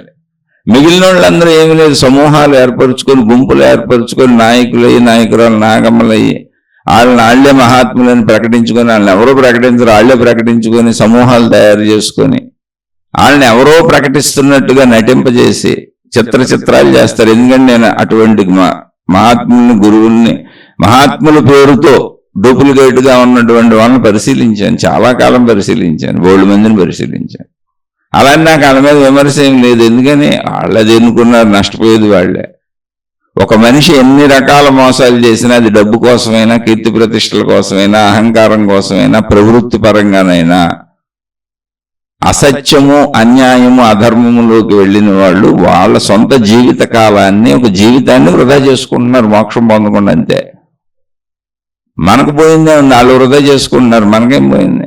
ఏదో ఈ జన్మలో నాకు డబ్బు ఉందని డబ్బు నువ్వు పట్టుకెళ్ళేది కాదు, ఇప్పుడు నువ్వు అనుభవించి వచ్చేది కాదు. డబ్బు ఉంటే జబ్బులేని తగ్గవు. డబ్బుకి సుఖానికి సంబంధం లేదు. ఏ ధనం లేని రమణ మనిషి బతకలా, ఇంత భిక్షాన్ని ఎవరు పెట్టారు, హాయిగా బతికారు. మనం అలా ఉండమని కాదు, నీ ప్రయత్నం చేసుకుని ఉన్న దాంట్లో నువ్వు సంతృప్తిగా ఉండొచ్చు. అది నేను చెప్పేది. ఇక్కడ రమణ భగవాను లాంటి మహాత్ముల్ని మనం అనుసరించవచ్చు. అనుసరించటం అంటే అర్థం ఏంటి? వారిలాంటి మహాత్ముల చరిత్రలు చదువుకొని వారు ఎలా జీవించారో చూసినప్పుడు ఏ కోశాన మనకి ఎక్కడ దేహభావన కనపడదో ఉంటుంది. దేహభావన ఎంతవరకు? కనీసం భిక్షాన్నం తిన్నారు, ఏం పెడితే తిన్నారు. అంటే దేహం బ్రతకడానికి అవసరమైన తిండి తిన్నారు, దేహానికి తప్పనిసరి అవసరమైన నిద్రపోయారు, దేహానికి తప్పనిసరి అవసరమైన కాలకృత్యాలు తీర్చుకున్నారు, స్నానపానాదులు చేశారు, దేహానికి తప్పనిసరి అవసరమైనటువంటి కదలికలకు సంబంధించిన వాకింగ్లు కూడా చేశారు. చివరి రోజుల్లో వాకింగ్లు చేశారు. అలా దేహానికి అవసరమైనవి మాత్రమే చేశారు. కోరికలు లేవు. కోరికలు అంటే ఏంటి? ఎక్స్ట్రా. నాకేదో చూడాలనిపించింది చూస్తాను, నాకేదో వినాలనిపించింది వింటాను, నాకేదో తినాలనిపించింది తింటాను, నాకేదో స్పర్శలు కావాలనిపించిన అనుభవాలు పొందుతాను. అలా కోరికలు లేవు. మినిమం శరీరానికి కనీస అవసరాలు ఏంటో అవి తీర్చుకున్నారు. అంటే ఏంటి? దేహభావన లేకపోవటం కాదు, దేహభావన ఉంది, కానీ అనంతాత్మభావన తెలిసినప్పుడు దేహభావన కనీసానికి పడిపోయింది. అంటే మినిమం మెయింటెనెన్స్కి వచ్చింది. ఇప్పుడు దేహాన్ని ఆత్మభావనకి వెళ్ళిపోయినాక దేహాన్ని చంపేయాలి, లేదా దేహం చచ్చిపోవాలి, ఆత్మభావన వచ్చేసింది కదా ఇక దేహం ఎందుకు అనేది లేదు అసలు. అలా ఉండదు. దేహపు ఆయువు ఎంతవరకు ఉందో దేహం శిథిలత్వాన్ని పొందడానికి అవసరమైనటువంటి ఒక పీరియడ్ ఉంది. ఆయువు అనేది మనకు ఎవరు నిర్ణయించింది కాదు. మళ్ళీ ఆయువు అంటే ఎవరో నిర్ణయించారనుకోబాకండి. మన శరీరంలో మనం పుట్టుక అనేది ఎలా జరిగిందంటే మన తండ్రి యొక్క సెల్లో అంటే కణము, వీర్య కణము, మన తల్లి యొక్క సెల్లో వీర్య కణము, ఈ రెండు కలిసిన చోట పిండం తయారైంది. అక్కడి నుంచి ఈ రెండు కలిసిన చోట పిండం తయారవడానికి ఏర్పడిన పరిస్థితులలో తల్లి యొక్క శక్తిని తీసుకొని పిండం రూపొందడం మొదలుపెట్టింది. అంటే తల్లిలోని శక్తిని తీసుకునే ఏర్పాటు అక్కడ ఉంది.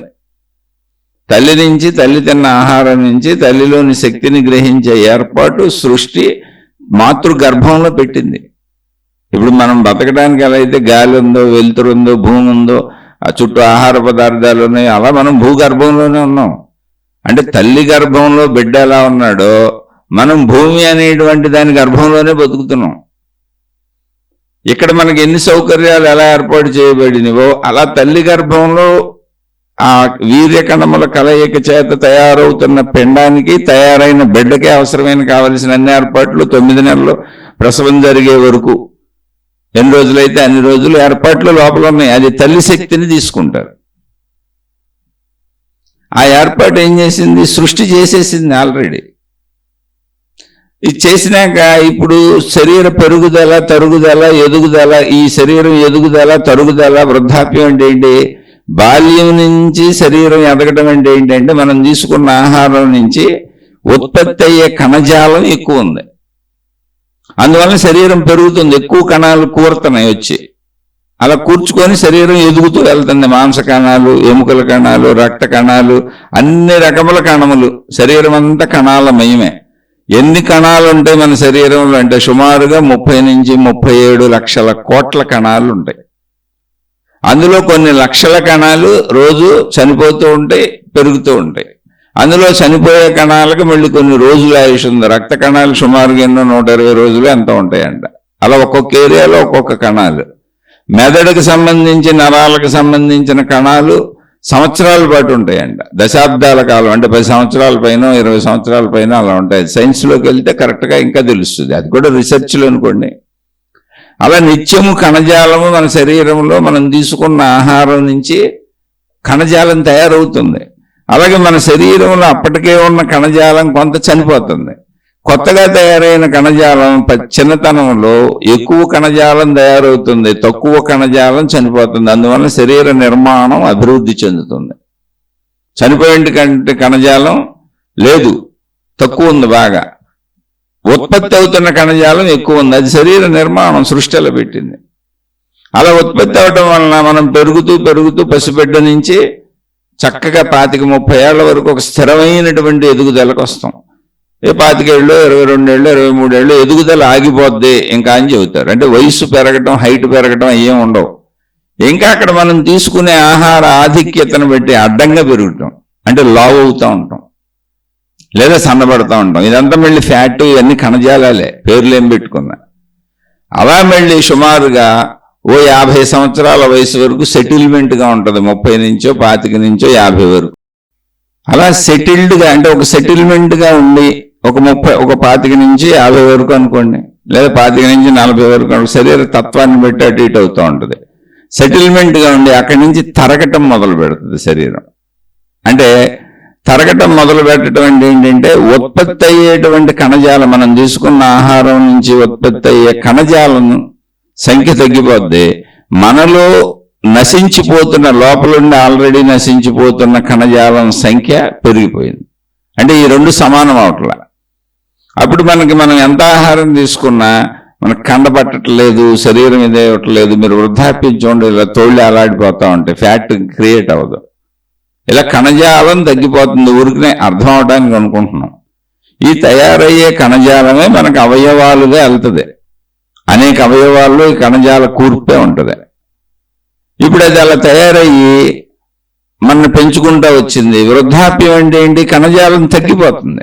చనిపోయే కణజాలం ఎక్కువైపోయింది, ఉత్పత్తి అయ్యే కణజాలం తక్కువైపోయింది. అందుకని కనీస అవసరాలకి, ముఖ్య అవసరాలకి కణజాలం ఎక్కడ తయారవుతుందో అది వెళ్ళి ఆ అవయవాల్లో కలుస్తూ ఉంటుంది. ఫ్యాట్ అంతా తగ్గిపోతుంది చూడండి వృద్ధులకి, శరీరం ఏలాడిపోతూ ఉంటుంది. అంటే ఊరికనే ఊహాత్మకంగా చెబుతున్నా నేను, సైన్స్లోకి వెళ్తే పర్ఫెక్ట్గా చెబుతారు. జస్ట్ మనకు అర్థం అవటానికేగా మనం ఆధ్యాత్మికంలో పోతున్నాం.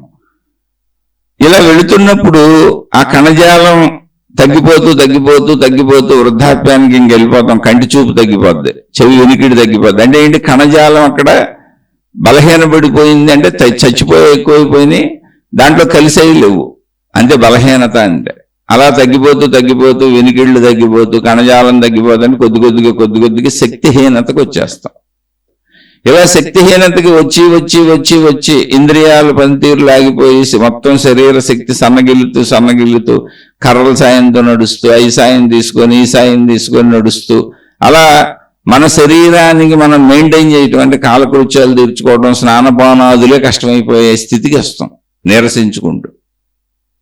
అలా వస్తూ వస్తూ వస్తూ అంటే తినే ఆహారం కూడా తగ్గిపోద్ది. ఎందుకని? జీర్ణశక్తి ఇవన్నీ తగ్గిపోతాయి. మొత్తం కణజాలాల వలన ఏర్పడేది. అది వృద్ధాప్యం, సృష్టి సహజంగా పెట్టబడింది. అలా జరుగుతూ ఏదో ఒక ముఖ్య అవయవానికి కణజాలం అందకుండా పోద్ది. అంటే కణజాలం చనిపోవటం ఎక్కువైపోయింది, మనం తిన్న ఆహారం నుంచి ఏర్పడి అందేది తక్కువైపోయింది. అలా ఏదో ఒక ముఖ్య అవయవానికి కణజాలం అందనప్పుడు మరణము. ముఖ్య అవయవం పనిచేయటం మానేయంగానే ఆ ముఖ్య అవయవాన్ని అనుసంధానించుకుంటూ పనిచేసే లోపల శరీర అవయవాలన్నీ కూడా ఆగిపోతాయి. మెయిన్ది ఏది ఆగిపోయిందో మిగిలినన్నీ ఆగిపోతాయి. ఈ లోపల అనేక చోట్ల వ్యాధులు బాధలు వస్తూ ఉంటాయి. ఇదంతా సాగుతూ ఉంటుంది. అలా ముఖ్య అవయవాలు ఏవో ఆగిపోయి శరీరం పనిచేయకుండా పోద్ది. ఇక్కడ ప్రాణశక్తి ఏమీ చేయలేదు, మనసు ఏమీ చేయలేదు, అవి అలాగే ఉన్నాయి. కానీ శరీరానికి కణజాలం అందక శరీరం శిథిలమైపోయింది, ఆగిపోయింది. మిషనరీ పనిచేయడం మానేసింది, గ్రహణ యంత్రం పనిచేయడం మానేసింది. గ్రహణ యంత్రం చెడిపోయింది. అంటే చిల్లుకొండలో ఎన్ని నీళ్లు పోసినా నిలబడదు. అలా ఇప్పుడు ప్రాణశక్తిని తనలో నిలుపుకొని ఉంచుకొని పనిచేసే సామర్థ్యాన్ని శరీరం కోల్పోయింది. అది జరిగింది. అది మరణము. అంటే అప్పుడు మనసు ఉంది, ప్రాణశక్తి ఉంది. మనసు ప్రాణశక్తి ఎక్కడ ఉన్నాయి? మనసు ప్రాణశక్తిలోనే ఉంది. మనసు అంటే ఏంటి? శరీరంతో మనం గ్రహించినటువంటి విషయాల సమూహము, అనుభవాల సమూహము, ఆలోచనల సమూహము. అయితే దాన్ని పట్టుకొని సాగి అనుభవించడానికి, ప్రపంచంలో తిరగడానికి అవసరమైన గ్రహణ యంత్రం లేదు, అనుభవించే యంత్రం లేదు, కదిలే యంత్రం లేదు. అందువలన పునర్జన్మలు ఉన్నాయి అని చెప్పారు. దాన్ని ముందు కూడా మాట్లాడుకున్నాం. కొన్ని మతాల్లోనే చెప్పారు, కొన్ని మతాల్లో అసలు దాన్ని అంగీకరించరు. సరే, ఈ పునర్జన్మని నేను అంగీకరించే విధానంలో ఉన్నాను. దానికి కారణాలు కూడా చెప్పాను. ఎందుకంటే పునర్జన్మ అనేది లేకపోతే మోక్షం అనేది పొందటం కుదరదు. ఈ జన్మలో పొందలేనోడు మరి ఏం చేయాలి? ఇంకో జన్మెత్తి పొందుతున్నాడు. అలా ఎన్ని జన్మలైన లక్షల కోట్ల జన్మలు ఎత్తొచ్చు అని చెప్పారు. కాబట్టి అది సరిపోతుంది. మోక్షం పొందే వరకు ఎత్తుతానే ఉంటారు. అలాగే ఇక్కడ సృష్టిలో కూడా నిరంతరం మనుషులు పుడతానే ఉన్నారు, చనిపోతానే ఉన్నారు, కొత్త మనుషులు వస్తానే ఉన్నారు. కాబట్టి పునర్జన్మ సిద్ధాంతం కూడా ఇక్కడ సరిపోతుంది. అందుకని దాన్ని అవగాహనకి అంగీకరించాం. అది సత్యమో కాదో మనకి తెలియదు.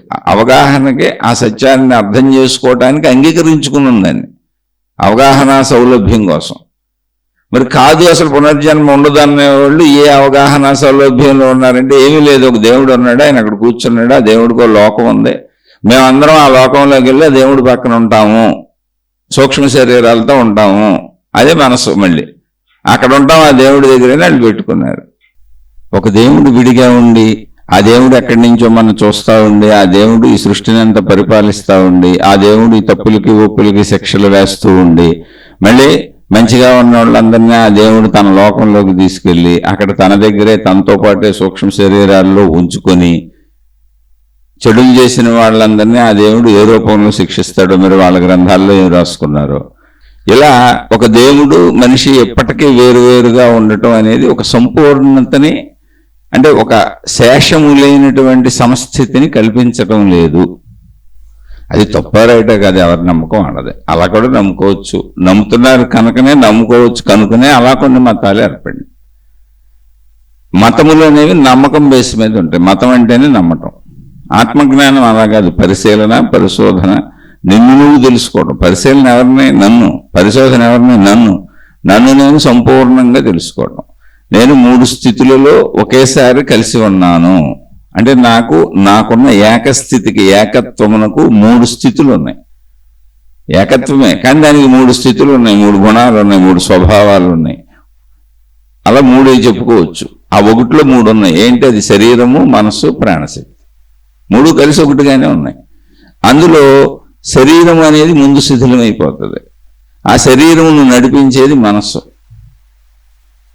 శరీరానికి శిథిలత్వం ఉంది, మనసుకి ప్రాణశక్తికి శిథిలత్వం లేదు. ఎందుకనంటే శరీరము పదార్థ రూపం ధరించింది, శక్తిగా మనసు ప్రాణశక్తి ఉంది. మనసు ప్రాణశక్తిలోనే ఉన్నది. ప్రాణశక్తియే మనసు యొక్క అసలు స్వరూపము, అంటే బాడీ. ఎలా ఉంది మనసు అంటే ప్రాణశక్తిలా ఉంది, శక్తిలా ఉంది. అందులో గుర్తున్న విషయాలు, శరీరంతో గుర్తున్న విషయాలు కొన్ని ఉన్నాయి. ఆ విషయాల యొక్క సంయోగము కలిగినటువంటి ప్రాణశక్తిని మనసు అని పిలుస్తున్నాం. అంతే. ఇప్పుడు ఈ మనసును కూడా నిర్మూలించుకుంటే మిగిలింది ప్రాణశక్తి. ఇక్కడ ప్రశ్నలో సోదరిమణి అడిగేదేంటి? ఈ ప్రశ్నలో ఏమడుగుతున్నారు అంటే, సోదరిమణి సోదరుడు ఐడియా లేదు. ఏమడుగుతున్నారు ప్రశ్నలో అంటే, ఇప్పుడు మనం మోక్షం పొందేసిన అంటే మనం శరీర భావన నుంచి, మనోభావన నుంచి ప్రాణశక్తి భావనకు వచ్చి మోక్షం పొందేసిన, అక్కడ చిన్న సందేహం ఏంటంటే, ఈ శరీరము మీద ధ్యాస ఎందుకు పోదు అంటే, శరీరము మీద ధ్యాస సంపూర్ణంగా పోద్ది మోక్షం అంటే. మోక్ష భావనలో లీనమైపోయి ఉంటారు. కానీ అసలు నేను మోక్షమును పొందాను, నాకు మోక్షం వచ్చింది, నేను మోక్షం కొరకు ప్రయత్నిస్తున్నాను, నేను మోక్షం వైపు సాగుతున్నాను, మోక్షాన్ని నేను పొందాలి అని ఏదైనా గ్రహణ శక్తి అంటే తెలుస్తున్నది, తెలుసుకుంటాను, తెలియబడుతున్నది అనేదంతా శరీరంతోనే కుదురుతుంది. మోక్షం పొందినాక శరీర భావన పోద్ది, కానీ నేను మోక్షం పొందాను అని తెలిసేంత శరీర భావన ఉంటుంది. అది శరీరం ఉన్నంత వరకు మాత్రమే. శరీరము గ్రహణ యంత్రము, ఎప్పుడు గ్రహిస్తూ ఉంటుంది. జీవన్ముక్తులు అన్నారు అందుకని వాళ్ళని. అంటే ఏంటి? వాళ్ళకి తెలుసు నేను మోక్షాన్ని పొందాను, నాకు మనసు ఉంది, శరీరం ఉంది. అయితే మోక్షము పొందాను అన్నప్పుడు ఏంటి? అనంత ఆత్మశక్తిని నేనే, సృష్టి మొత్తం ఉన్నటువంటి ప్రాణశక్తిని నేనే, విశ్వశక్తిని నేనే, సృష్టి శక్తిని నేనే, దాన్ని ఆత్మశక్తి అన్నారు. ఆ పరబ్రహ్మము బ్రహ్మము నేనే. అది మోక్షము. ఆ స్థితి అంటే ఏకత్వ భావన స్థితి. ఆ ఏకత్వ భావనలోనే నాకు మనసుంది, శరీరం ఉందన్న చిరుభావనలు ఉంటాయి. చిరుభావనలు మాత్రమే. అక్కడ జరిగేది శరీర భావన పోతుంది, కానీ ఉంటుంది. ఎంత ఉంటుంది? శరీరము శిథిలమయ్యే వరకు శరీరమునకు అవసరమైన తప్పనిసరి. ఇప్పుడు ఊపిరి పీల్చి వదులుకోవటం మనం చేస్తున్నామా? అదే జరుగుతుందంటే మనం నిద్రపోతున్నప్పుడు కూడా ఊపిరి పీల్చి వదలటం జరుగుతూనే ఉంది. మలమూత్ర విసర్జన మనం చేస్తున్నామా, శరీరం చేస్తుందా అంటే, శరీరం స్పందించకపోతే, మూత్రం పోయాలని అనిపించకపోతే, మలానికి వెళ్ళాలని అనిపించకపోతే మనం చేయలేం. అనిపించాలి అంటే శరీరమే చేస్తుంది. అలా గుండు కొట్టుకోవడం, లోపల అవయవాల పనితీరంతా శరీరమే చేస్తుంది. ఆకలి దానంతటా అదే శరీరానికి పుడుతుంది కాబట్టి ఆహారం తింటున్నాం, బయట నుంచి ఆహారం వేస్తున్నాం. కానీ వేసిన ఆహారాన్ని అదే పచనం చేసుకుంటుంది, ఆహారాన్ని వేయమని అదే అడుగుతుంది. అంటే ఇవి శరీర సహజంగా జరిగేవి. కోరికలు అనేవన్నీ ఎగిరిపోతాయి, అవసరాలు అనేవి ఉంటాయి. అంటే బండి నడవాలంటే పెట్రోల్ పోయాలి, మోటార్ సైకిల్ నడవాలంటే పెట్రోల్ పోయాలి, వాహనం నడవాలంటే అందులో ఇంధనం ఉండాలి, పెట్రోల్ డీజిల్. అలా శరీరమునకు అవసరమైనటువంటి భావన మాత్రమే ఉంటుంది. విపరీతమైన మోక్ష భావన, అనంత ఏకత్వ భావన ఉంటుంది. దీనికి రుజువేంటి అనేది రమణ మహర్షి. రమణ మహర్షికి శరీర భావన లేదు, అనేక సార్లు చెప్పాను. ఆయన్ని పురుగులు కుట్టినా, రక్తాలు కారిపోతున్నా అసలు స్పృహ లేకుండా ఏంటంటే శారీరక స్పృహ లేకుండా అంతర్లీనమై ఏకత్వ భావనలో చిన్న వయసులోనే ఉండిపోయారు. 13-14 ఏళ్ల వయసులో అక్కడి నుంచి సుమారు 11-14 ఏళ్ళు అసలు ఎవరితో మాట్లాడకుండా ఉండిపోయారు. బాల సన్యాసి, మౌన సన్యాసి అని పిలిచారు. కానీ మరి ఎలా బ్రతికున్నారండి అంటే అప్పుడప్పుడు ప్రజలు లేపి ఆయనకి బలవంతంగా అన్నం తినిపించి ఆయనకి రక్షణలు కల్పించే ఏర్పాట్లు అన్నీ చేశారు ఆ చుట్టుపక్కల ప్రజలు. తర్వాత కూడా ఆయన మాట్లాడటం మొదలుపెట్టినాక ఆయన ఏనాడు నేను శరీరాన్ని చెప్పలేదు. ఆయన ప్రతి పదములోనూ, ప్రతి సందర్భంలోనూ, ప్రతి విషయంలోనూ నేను అనంత ఆత్మస్వరూపుడను మాత్రమే అని చెప్పారు. శరీరం నేనని చెప్పలేదు, అసలు మాట్లాడలేదు. ఆయన చరిత్ర చదువుకోండి. కానీ నేను అనంతాత్మస్వరూపుణ్ణని ఎవరు చెప్పారు? శరీరమే చెప్పింది. నోటితో చెప్పాలి, నోటితో మాట్లాడాలి. ఇప్పుడు అంత ఆత్మజ్ఞానాన్ని అందించిన ఆధ్యాత్మికవేత్తలందరూ శరీరంతోనే మాట్లాడారు. గ్రంథాలు రాశారండి, శరీరంతోనే రాశారు. శరీరం లేకుండా నేను అనంతాత్మస్వరూపుణ్ణన్న ఎరుక కూడా ఉండదు. ఎరుక ఉండాలంటే శరీరం ఉండాలి, లేదా నువ్వు శక్తిగా ఉండిపోతావు. ఇక ఉపకరణం లేదు, గ్రహణ యంత్రం లేదు, అసలు యంత్రమే లేదు. నువ్వు శాశ్వతమైన శక్తిగా ఉండిపోతావు. అప్పుడు చవటము లేదు, వినటము లేదు, అనటము లేదు, కనటము లేదు, ఏదీ లేదు. కాబట్టి ఉన్నది అని చెప్పబడుతున్న ఆత్మజ్ఞానమైన జీవన్ముక్తులైన మహాత్ములు శరీరపరంగా అందించింది, శరీర రూపంలో అందించింది. శరీరం లేకపోతే అందించటం కుదరదు, అందుకోవటం కుదరదు. శరీరము మాధ్యమము. శరీర భావన నశించిపోతుంది. రమణ భగవాన్లో నశించిపోయింది శరీర భావన. కనుకనే 3 సార్లు ఆయన ఆపరేషన్ చేయించుకున్నారు కత్తులతో, ఎటువంటి ఎనస్థీషియా లేకుండా, మత్తుమందు లేకుండా. అదొక గాఢ భావన, అనంత ఏకత్వ భావన. మనం పొందలేదు కాబట్టి మనకు అలా అనిపిస్తూ ఉంటుంది. అందుకని ఇంకా ప్రశ్నలో మిగిలిన భాగం ఏంటంటే ఈ శరీరం మీద ధ్యాస ఎందుకు పోతుంది? పోయిందిగా రమణ భగవాను లాంటి వాళ్ళకి. అయితే పోతుంది అన్న దాంట్లో ఉంటుంది. ఎంత ఉంటుంది? ఎక్కడో ఒక 1%లో 1,00,000 వంతు ఉంటుంది. అది శారీరక అవసరాలకు సరిపోని ఉంటుంది. ఆ కోరికలు అసలు కానే కాదు, జస్ట్ బ్రతకటం. అది శరీరమే దాని పనులు చేసుకుంటుంది. మలమూత్ర విసర్జనల సంకేతాలు ఇస్తుంది. అదే మలమూత్రాలు ఫలానా చోట విసర్జించాలని మనం ఒక ప్లేస్ పెట్టుకున్నాం అంటే ఆ ప్లేస్కి వెళ్తాం. అలాగే నిద్రని దాని అంతా అది కల్పించుకుంటుంది. నిద్ర చోట నిద్రపోవాలని ఒక ప్లేస్ పెట్టుకున్నాం, ఆ ప్లేస్కి వెళ్ళి నిద్రపోతాం. అలా ఆకలి వేస్తున్నప్పుడు తినే ఏర్పాట్లు పెట్టుకున్నాం, ఆ ఉన్నాయో తింటాం. అవి తినాలి, ఇవి తినాలి, ఇక్కడ నిద్రపోవాలి, అక్కడ నిద్రపోవాలి, ఏం ఉండదు. ఎలా కుదిరితే అలా జీవిస్తారు వాళ్ళు. శరీర భావన సంపూర్ణంగా పోతుంది. ఎక్కడో 0.1% అవసరానికి ఉంటుంది. అది నిరూపించారు జీవన్ముక్తులు. లేకపోతే ఎవరో ఆత్మజ్ఞానం నమ్మరు. మనం పొందనప్పుడు ఇన్ని అనుమానాలు వస్తుంటాయి. ఎందుకంటే అనుమానం మళ్ళీ ఎక్కడి నుంచి వస్తుంది? శరీర భావనలోంచి వస్తుంది. అలాగే జ్ఞానం అందించిన వాళ్ళు అందరూ శరీరంతోనే అందించారు, శరీర భావంలోనే అందించారు. శరీర భావం ఉన్న వాళ్ళకే జ్ఞానభావం, ఆత్మజ్ఞానం, ఆధ్యాత్మికత, అనంత ఏకత్వ భావం తెలియాలని వాళ్ళు శరీరంతోనే అందించారు. వాళ్ళు చెప్పాలంటే నోరు ఉండాలి, రాయాలంటే చెయ్యి ఉండాలి, లోపల భావాలు పుట్టాలి. ఈ గ్రహణ యంత్రం ఉంటేనే ఇవన్నీ జరుగుతాయి. ఇప్పుడు అప్పుడైనా జన్మ ఎందుకు కొనసాగించాలి అంటే నాకు మోక్ష స్థితి పొందేశాను, తెలిసిపోయింది, కానీ శరీరం ఉంది, ఇంకా ఎందుకు నేను జన్మ కొనసాగించడం? నేను అనంతాత్మశక్తిలో లీనమైపోవచ్చుగా, తెలియగానే శరీరం టప్పని రాలిపోవచ్చుగా, అంటే చనిపోవచ్చుగా అంటే కాదు. శరీరము చనిపోవడానికి దానికి ప్రాసెస్ ఉంది, దాని ఆయువు దానికి ఉంది, దాని ప్రాసెస్ ఉంది. శరీరం గ్రహణ యంత్రం గ్రహిస్తుంది. మీరు చెడ్డ పనులు చేయండి, మంచి పనులు చేయండి, చెడు తెలుసుకోండి, మంచి తెలుసుకోండి, మోక్షం పొందండి. ఏది పొందితే ఆ భావాలతో మీరు జీవిస్తారు. జీవన విధానం మారుతుంది. కొందరు రాక్షసులు అవుతారు, కొందరు నీచులు అవుతారు, నీచాతి నీచులు అవుతారు, కొందరు మంచోళ్ళు అవుతారు, కొందరు చాలా మంచోళ్ళు అవుతారు, కొందరు జీవన్ముక్తులైన మహాత్ములు అవుతారు. ఇందులో ఎవరికైనా వాళ్ళు తెలుసుకున్నటువంటి విషయాలను బట్టే అది జ్ఞాన సంబంధితం. శరీరపరంగా శరీర ఆయువు, ఆ శరీరానికి అంత ఆయువు ఉంది. మీరేం తెలుసుకున్నా అది శిథిలత్వాన్ని పొందే వరకు ఆ శరీర స్థితి అలాగే ఉంటుంది. మాయమైపోవటం కుదరదు. పదార్థ రూపాన్ని ధరించింది. పదార్థం విఘటనం అవటానికి దానికి చర్యలు ఉన్నాయి సృష్టిలో. ఆ చర్యల ప్రకారం పదార్థం విఘటనం అవుతుంది, అంటే శిథిలం అవుతుంది. అప్పుడు మాత్రమే అది కుదురుతుంది. అందుకని జన్మ ఎందుకు ఇంకా కొనసాగించటం అనే భావనతో అసలు పని లేదు. ఇది ఇంకోటి ఏంటంటే మనం ఆ స్థితిని పొందటానికి ఈ శరీరం ఉంది. పొందిన వాళ్ళ గురించి ఇంకా జన్మలు కొనసాగించడం ఎందుకు అనే భావన మనం మాట్లాడకూడదు, అటువంటి ప్రశ్నలు మనం వేసుకోకూడదు. ఎందుకంటే ఆ స్థితి పొందిన వాళ్ళకి ఆ భావన అనిపించదు అసలు. నేను జీవిస్తున్నాను, నేను ఉంటున్నాను, నేను ఎందుకున్నాను, నేను ఉండకూడదు, ఇదేం ఉండదు. ఏకత్వ భావన ఉంది వాళ్ళకి, అనంత ఏకత్వ భావన ఉంది వాళ్ళకి. ఉన్నా లేనట్టే, లేకపోయినా ఉన్నట్టే.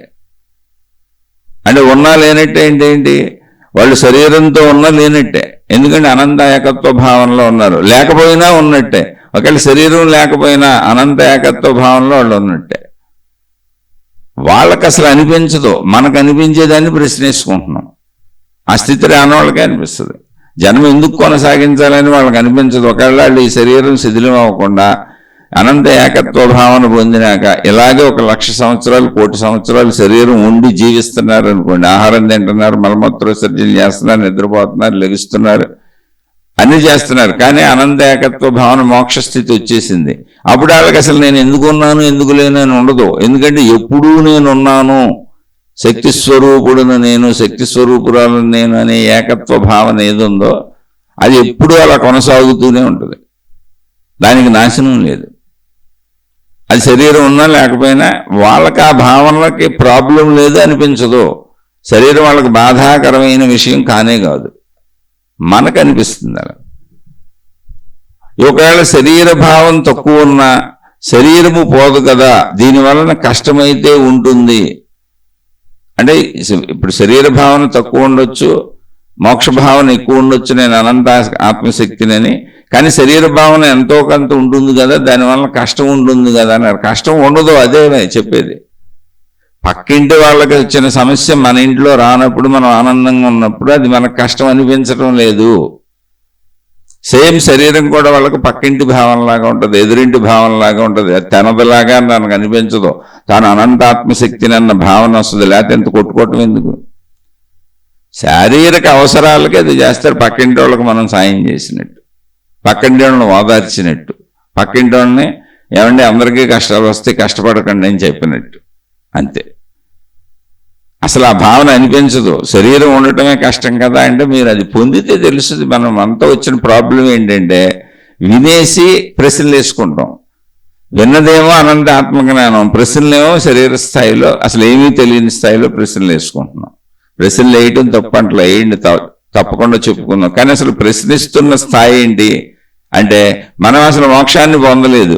మోక్షం పొందితే శరీర భావన ఎలా ఉంటుందో మనకు తెలియదు, అప్పుడు కష్టమని అనిపించదు. జీవన్ముక్త స్థితిలో శారీరక సంబంధిత ఏ విషయమూ కష్టం అనిపించదు. ఒకవేళ సంసార జీవితం గడుపుతున్న జీవన్ముక్తులు భార్యాభర్తలు సంసారం చేసి పిల్లలకని పెంచుతున్నా కూడా కష్టం అనిపించదు. ఏకత్వ భావన అలాగే ఉంటుంది.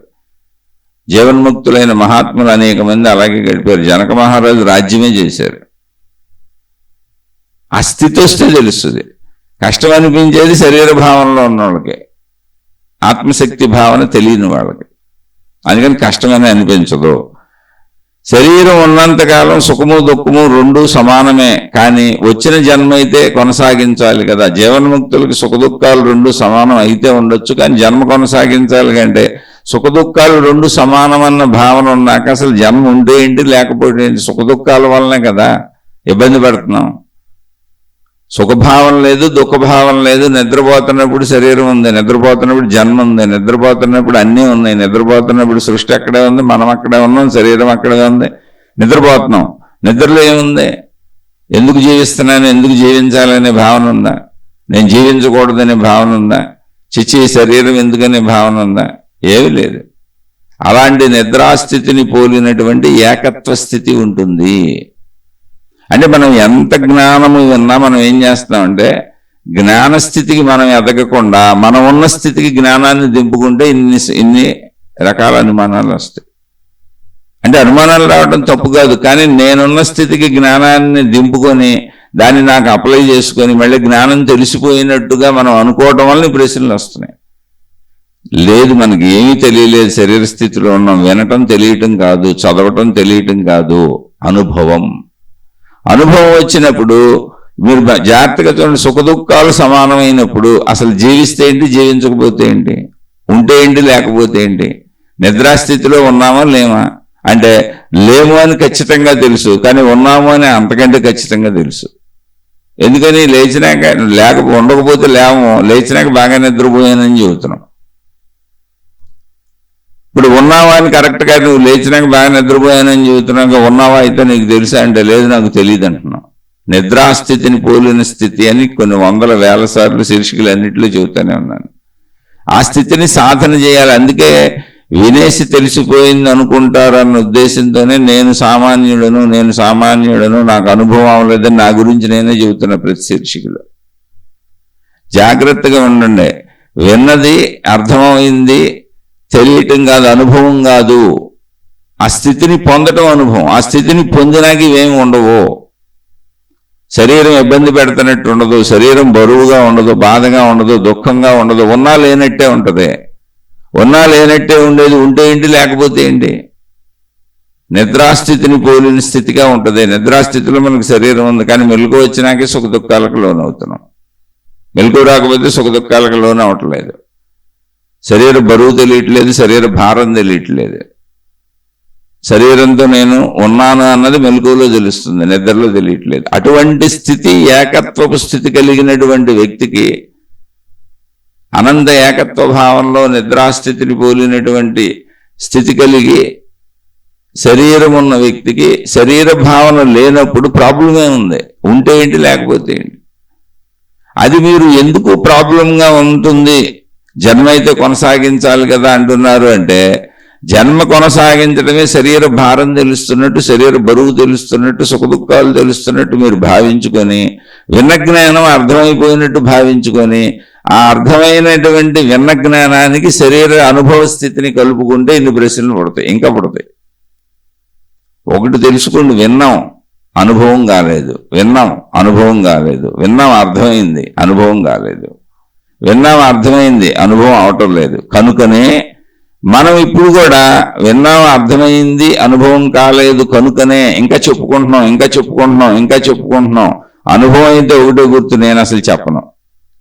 అనుభవం అయిన వాడికి ఇంకా అవి చెప్పటం, ఈ క్రియలు అన్నీ కూడా ఆసక్తిగా అనిపించవు. ఇప్పుడు నేను చెబుతుంది కూడా దాన్ని పొందలేదని, అందుకే నేనే సామాన్యుడిని అని మీకు ప్రతి శీర్షికలు చెబుతున్నా. ఇప్పుడు సుమారు 2000 శీర్షికలు పైన చెప్పాను. అవన్నీ ఇంచుమించు ఆత్మజ్ఞానం గురించే మాట్లాడతాను. ఎక్కడో కొన్ని శీర్షికలు ఏదన్నా ప్రత్యేకంగా ఎవరి గురించో ఉంటే తప్ప మిగిలినవన్నీ ఆత్మజ్ఞానం గురించే మాట్లాడతాను. ఎప్పటికీ నేను ఉన్నంతకాలం చెప్పేవి ఇవే, ఈ శీర్షికలే ఉంటాయి. ఎందుకని నేను ఆ వైపు ప్రయాణం చేస్తున్నాను, ఆ స్థితిని నేను పొందాలనుకుంటున్నాను. కనీసం ఆ స్థితిని పొందినా పొందకపోయినా ముందు శరీరపరంగా మంచిగా జీవించాలనుకుంటున్నాను. అలా జీవించాలి అంటే శరీరపరమైన ధర్మాలు, ఆత్మపరమైన ధర్మాలు, సృష్టిపరమైన ధర్మాలు అన్నీ తెలియాలి. ఆ శక్తిపరమైన ధర్మాలన్నీ తెలుసుకుంటూ ఉంటే నేను శక్తిని అన్న భావన తప్పులు చేయనివ్వకుండా, ఇప్పుడు తప్పులు చేయవలసిన అవసరం ఏముంది, శరీరపరంగా మంచిగా బతుకుదామనేటువంటి వివేకాన్ని పెంచుతుంది. దానికి ప్రయత్నించుకుంటూ నేనే చెబుతున్నా, ఇన్ని శీర్షికలు చెప్పేటువంటి నేను సామాన్యుడిని, నాకు ఆత్మానుభవం కలగలేదు అని చెబుతున్నా. కారణం ఏంటి అంటే, చదివిన జ్ఞానం వేరు, విన్న జ్ఞానం వేరు, తెలుసుకున్న జ్ఞానం వేరు, ఆ స్థితిని పొందినటువంటి అనుభవం వేరు. అది ఏకత్వ భావన, నిద్రాస్థితిని పోలి ఉంటుంది. అలాంటి ఏకత్వ భావనలో అసలు నా శరీరమే కాదు, ఉన్న శరీరాలన్నీ కూడా, సృష్టి అంతా కూడా ఏకత్వ భావనలో కనపడుతూ, ఎవరు ఎన్ని తప్పులు చేసినా, ఒకవేళ ఎదుటి వ్యక్తులు మనకే ప్రమాదాలు కల్పించబోయినా కూడా శరీరం తీసుకోదు. అలా బుద్ధ భగవానుడు జీవిత చరిత్రలో ఉంది. ఆయన బూతులు తిట్టారు, నుంచోబెట్టి మామూలు బూతులు కాదు, అడ్డమైన బూతులు తిట్టారు. ఆయన మీద దాడులకు ప్రయత్నించారు, ఆయన చంపడానికి ప్రయత్నించారు. అయినా ఆయన చలించలేదు. ఎందుకనంటే దేహధర్మములలో ఉన్నటువంటి వ్యక్తులు, అనంత ఏకత్వ భావన తెలిసినటువంటి వ్యక్తిని, నాకు ఎటువంటి బాధ లేదు, భయం లేదు, మరణానికి బ్రతకడానికి కూడా నాకు తేడా ఏమీ లేదు, రెండో ఒకటి. ఎందుకంటే శక్తికి మరణం లేదు. వీళ్ళు చంపితే శరీరాన్ని చంపుతారు, అది పదార్థము, వస్తువు, అది వెళ్ళి పంచభూతాల్లో కలిసిపోతుంది. ఆ స్థితిని పొందినాక తెలుస్తుంది. అందుకని పొందటానికి ప్రయత్నిద్దాం. తెలుసుకున్న విషయాన్ని, అంటే మనం ఏం చేస్తున్నామంటే, ఇప్పుడు ఆత్మజ్ఞాన శీర్షికలు విని లేదా పుస్తకాలు చదువుకొని, అంటే నాబోటోళ్ళు పుస్తకాలు చదువుకొని ఇవి విని నాకు తెలిసిపోయింది అనుకొని, ఆత్మజ్ఞానంలో తెలుసుకున్న విషయాలని శరీరంతో అనుభవంగా తెలిసిన విషయాలని కలగపలకం చేసుకొని, మరి ఇలా అయితే ఇలా కదా, ఇలా అయితే ఇలా కదా అనేటువంటి ప్రశ్నలు మనమే ఉత్పన్నం చేసుకుంటున్నాం. ఇది దేని కలయికంటే విన్న జ్ఞానము, తెలుసుకున్న జ్ఞానము, అర్థమవుతున్న జ్ఞానము, అనుభవం లేని జ్ఞానము. అనుభవం లేని ఆత్మజ్ఞానం అంటే విన్నదే వినికిడి జ్ఞానం. వినికిడి జ్ఞానము ప్లస్ అనుభవంగా ఉన్న శరీరము, సుఖదుఖాలతో అనుభవంగా ఉన్న శరీరము. ఈ రెండింటిని మింగిల్ చేసినప్పుడు ఏమైంది? మరి అది అనుభవం అవ్వలేదుగా, అనంత ఆత్మశక్తి, ప్రాణశక్తి. అప్పుడు శరీర భావాలతో ప్రశ్నలు వేస్తున్నాం, కానీ వేస్తున్నాయి శక్తిని గురించి. మోక్షం వచ్చేసినా కూడా జన్మ అనవసరం కదా, శరీరం బాధే కదా, అసలు జీవించటమే బాధ కదా అంటే జీవించటం బాధని ఎవరికే? శరీర భావంలో ఉన్న వాళ్ళకి. శక్తి భావంలో ఉన్న వాళ్ళకే శక్తి నిరంతరము ఉన్నది. శక్తికి పాస్ట్, ప్రజెంట్, ఫ్యూచరు ఉండవు. ఆ స్థితికి వెళ్తే కానీ తెలియదు. వెళ్ళనప్పుడు మనకి ఇన్ని ప్రశ్నలు పుడతాయి. ప్రశ్నలు తప్పకుండా అడగండి, మళ్ళీ ఎక్స్ప్లెయిన్ చేస్తూ ఉంటాను. కానీ అసలు ఇలా ప్రశ్నించడానికి కారణం ఏంటో కూడా మూల కారణం చెప్పాను. వెనికిడి జ్ఞానం అనుభవ జ్ఞానం కాదు. వెనికిడి జ్ఞానాన్ని తీసుకొని, వెనికిడి జ్ఞానం ఆత్మజ్ఞానం శీర్షికలు వింటున్నాం, లేదా ఏదో పుస్తకాలు చదువుకుంటాం. ఊరికి నాకు తెలిసింది అంతే ఇలా ఉంటుందని, కానీ అనుభవం లేదు. అనుభవం ఏంటి? శరీరం. శరీరంలో సుఖదుఖాల అనుభవం, జీవితం అనుభవం, చుట్టూ ఉన్న వాళ్ళతో బతకడమే బాధగా ఉంది. వేసవకాలం ఎండ బాధగా ఉంది, వర్షాకాలం వర్షం బాధగా ఉంది, చలికాలం చలి బాధగా ఉంది, అసలు అన్ని బాధగానే ఉన్నాయి, ఆకలి బాధగా ఉంది. అన్ని రకాలుగా ఏది చూసినా బాధగా ఉంది. అప్పుడప్పుడు మధ్యలో సుఖాలు ఉన్నాయి. కాబట్టి ఏమనిపిస్తుంది? అసలు జీవించడమే అనవసరం కదా, వేస్ట్ కదా అనిపిస్తుంది. ఎప్పుడు అనంతాత్మశక్తి ఎరుక అనుభవం లేనప్పుడు, అనంతాత్మశక్తి జ్ఞానాన్ని విని జీవించడమే వేస్ట్ కదా అనే దాన్ని దీన్ని కలిపేసుకుంటున్నాం. ఆత్మశక్తి, ఆత్మ ఎరుక భావన కలిగిన వాళ్ళకి అసలు జీవిస్తున్నాను, శరీరంతో ఉన్నానన్న భావన ఉండదు. ఉన్నా అది చిన్న ధూళి కణమంత మాత్రమే ఉంటుంది. అది బాధ పెట్టేంతగా అసలు ఉండదు, ఇబ్బంది పెట్టేంతగా అసలు ఉండదు. శరీరం ఉంది, దాని ధర్మాలు చేసుకుంటారు. చెప్పాక పక్కింటి వాళ్ళకి వచ్చిన సమస్యలాగా, ఎదురింటి వాళ్ళకి వచ్చిన సమస్యలాగా ఎక్కడో దేశాలు యుద్ధం చేసుకుంటూ మన దేశంలో మనం హాయిగానే బతుకుతున్నాం. కానీ అక్కడ బాంబులు పడుతున్న వాళ్ళకి, యుద్ధం జరుగుతున్న ప్రదేశంలో ఏ నిమిషంలో ఏ బాంబు వచ్చి ఎవరి మీద పడుతుందో, ఎప్పుడు పడుతుందో అనేటువంటి టెన్షన్ మనకు ఉండదుగా. సేమ్ అలా ఉంటుంది. ఆ స్థితిని అర్థం చేసుకోండి అంతే. ఆ స్థితిని పొందడానికి ప్రయత్నించండి. శరీర భావంతో కలుపుకోబాకండి దాన్ని. శరీర భావనకి అసలు ఉండదు. శరీరం శిథిలం అవుతుంది. అయితే శిథిలం అవడానికి మీరు ఆ స్థితిని పొందినా పొందకపోయినా, చెడ్డోళ్ళైనా మంచోళ్ళైనా, రాక్షసులైనా దేవుళ్ళైనా దేవతలైనా ఎవరైనా, అంటే అంత బాగా బతికినా అని దేవుళ్ళు దేవతలు అంటే మనుషుల గురించి మాట్లాడుతున్నా. పోలికల్లో అంత మంచోళ్ళు అని చెప్పా. ఎవరైనా శరీరం తన ధర్మాల ప్రకారం విఘటనం చెందుతుంది. అది పుట్టడం, పెరగటం, బాల్యకౌమార యవ్వన వార్ధక్య దశలు, అది విఘటనం చెందడం అంటే విడిపోవటం, కలిసిన అణువులన్నీ విడిపోవటం. ఇదంతా దానికి ఒక థియరీ ఉంది, ఒక సిస్టమ్ ఉంది. ఆ ప్రకారం జరుగుతుంది. మీరు జీవన్ముక్తులైనా, సామాన్య మానవులైనా, చెడ్డోళ్ళైనా, మంచోళ్ళైనా, అది ఆ మరణం అనేటువంటి ఆ విఘటనం మనకి జరిగే లోపల, అంటే మనకు మరణం వచ్చే లోపల, ఆయువు తీరిపోయే లోపల నేను అనంత ఆత్మశక్తిని అనేటువంటి దాన్ని తెలుసుకోవాలి. తెలుసుకుంటే ఈ శరీరం గురించిన ధ్యాసకి లేదు. మళ్ళీ శరీరం ధరించాల్సిన అవసరం లేదు. ప్రస్తుతం కూడా అది మన ఇబ్బంది పెట్టదు. పరిమిత భావన ఉండదు ఇంకా. అందుకు దానికి మోక్షం అని పేరు పెట్టారు, ఆత్మసాక్షాత్కారం అని పేరు పెట్టారు. ఇప్పుడు కూడా చెబుతున్నా, ఇన్ని శీర్షికలు చెప్పే నాకు అసలు ఆత్మ అనుభవమే కలగలేదు. వాచా వేదాంతిని పుస్తకాలు చదువుకొని చెబుతున్నానంతే. వాళ్ళు చెప్పింది వీళ్ళు చెప్పింది విని చదువుకొని చెబుతున్నానంతే. కాబట్టి దాని వలన నాకే బాధలు పోలేదు. నాకు శారీరక బాధలు ఉన్నాయి, మానసిక బాధలు ఉన్నాయి, కుటుంబిక బాధలు ఉన్నాయి, సామాజిక బాధలు ఉన్నాయి, ఆర్థిక బాధలు ఉన్నాయి. ఒక మనిషికి ఎన్ని ఉంటాయి, అన్నీ ఉన్నాయి. కానీ ఇవన్నీ చెప్పుకుంటుంటే అది పర్సంటేజ్ తగ్గుతుంది. అసలు తప్పులు చేయను, నేను పొరపాటును కూడా చేయను. అసలు తప్పులు చేయాలన్న ఆలోచన పోయింది అసలు లోపల. అది పొరపాటును కూడా చేయనంటే భావనే పోయింది. డబ్బు పిచ్చి పోయింది, పిచ్చిలన్నీ పోయినాయి. పిచ్చిలంటే ఏంటి? అవసరానికి మించి దాని వెనకాల పరుగులు తీసే పిచ్చి. అది ఏదైనా సరే, చూడాలి, ఇది వినాలి, తినాలి, తాగాలి, ఇది అనుభవించాలి అనే పిచ్చిలన్నీ పోయినాయి. కానీ శరీరానికి నా కుటుంబ జీవితం ఉంది కనుక తగుమాత్రంగా మేము బ్రతకడానికి అవసరమైనవి ఉండాలన్న కోరుకుంది, లేదా అవసరానికి సరిపోయినవి కావాలన్న అవసరత ఉంది, అవసరత భావన ఉంది. దానికోసం తప్పులు చేయను. అయితే అది ఆ భావన, తప్పులు చేయని స్థితి, పిచ్చులు పోగొట్టుకునే స్థితి, కొత్త పిచ్చులు ఎక్కించుకునే స్థితి, ఎప్పుడు మంచిగానే ఉండాలి, మంచిగానే బ్రతకాలనే స్థితి ఎందుకు వచ్చిందంటే దీన్ని పదే పదే వినటం వలన, చెప్పుకోవటం వలన. అలా ముందు సంపూర్ణ మంచిలోకి వచ్చినాక కొద్ది కొద్దిగా విషయం కూడా అర్థమవుతుంది, సాధన కూడా కుదురుతుంది. ధ్యానంలో, తపస్సులో ఆ ఏకస్థితికి వెళ్ళడానికి ప్రయత్నం కుదురుతుంది. మౌనంగా నిశ్శబ్దంగా ఉండిపోవడానికి కుదురుతుంది. జీవితకాలం మౌనం పెట్టుకొని నేను ఈ శీర్షికలు మాత్రమే చెబుతాను, నా కుటుంబ సభ్యులతో మాత్రమే మాట్లాడుకుంటాను, బయట ఎవరితోనూ మాట్లాడను. సంబంధ బాంధవ్యాలు, బంధుమిత్రులు అందరూ బోల్డ్ మంది ఉన్నారు, కానీ ఎవరు మా ఇంటికి రారు, నేను ఎవరింటికి అన్న జీవితకాలం మౌనం అని అలా పెట్టుకున్నాను. ఏదైనా పనుండి నా ఇంటి సరుకులకో, కిరాణా సరుకులకో, కూరగాయలకో, మందులకో ఎప్పుడైనా వారానికి 10 రోజులకు ఒకసారి బయటకు వెళ్తాను. అప్పుడు ఆ విషయాలకు సంబంధించి మాట్లాడతాను. ఎందుకని ఎవరిని ఇబ్బంది పెట్టకూడదు, పని జరగాలి కాబట్టి. అవి తెచ్చుకొని ఇంటికి వచ్చేస్తాను. ఇంకా మళ్ళీ ఒక వారం 10 రోజులు వెళ్ళాల్సిన అవసరమే ఉండదు.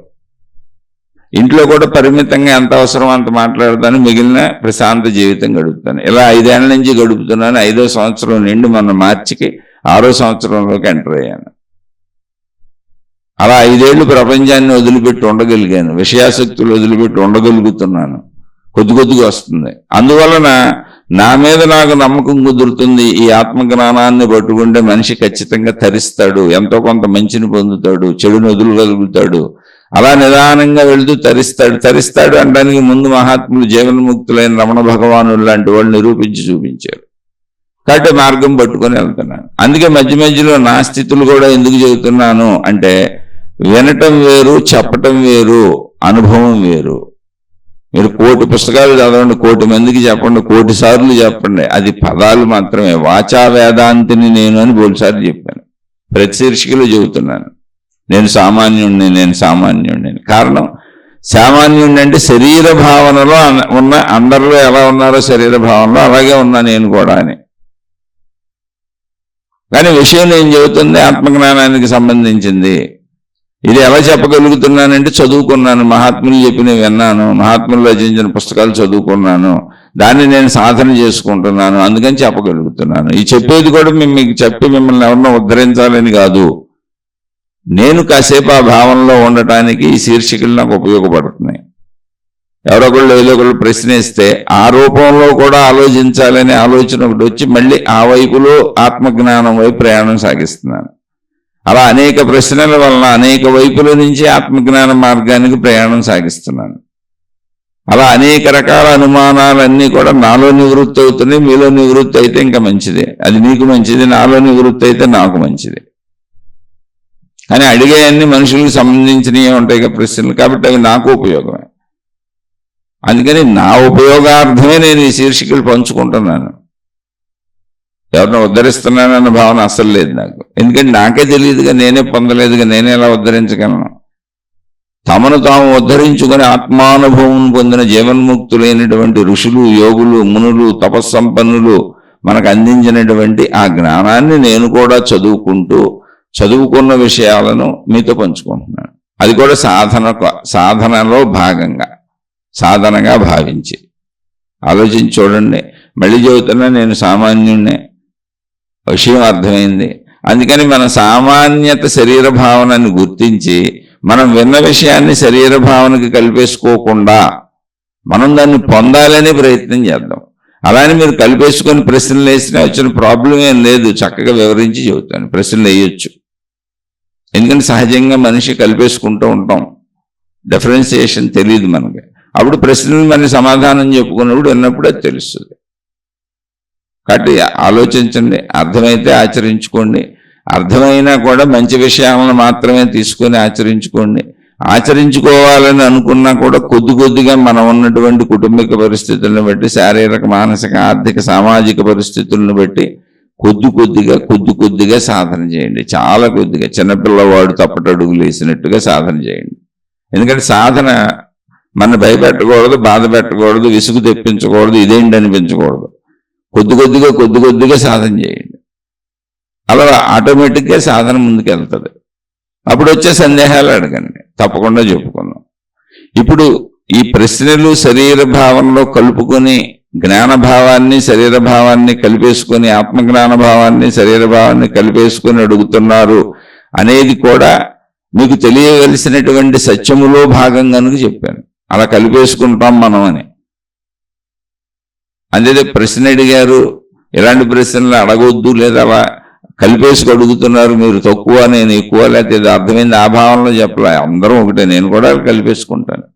అలా అనేక సార్లు కలిపేసుకున్నాను కాబట్టి నాకు వచ్చిన సందేహాలు నేను పరిశీలించుకున్నాను కాబట్టి ఎప్పుడెప్పుడు ఏ ఏ స్థితుల్లో ఏ ప్రశ్న అడుగుతారో కూడా అర్థమవుతుంది కాబట్టి అది మీకు తెలియాలి కాబట్టి వివరణ ఇచ్చాను. కానీ మీరు తప్పకుండా ప్రశ్నలు అడగండి. ఆచరించుకునేవాళ్ళు. ఇక ఆచరించని వాళ్ళు, ఇది నచ్చని వాళ్ళు ముందే చెబుతున్నా, నేను అతి సామాన్యుడిని, నన్ను క్షమించి వదిలివేసి మీ మార్గాల్లో మీరు హాయిగా సాగిపోండి. శుభమస్తు. మీకు మీ కుటుంబ సభ్యులకు మేలు చేకూరుగాక. మరొక కొత్త శీర్షికతో కలుసుకుందాం.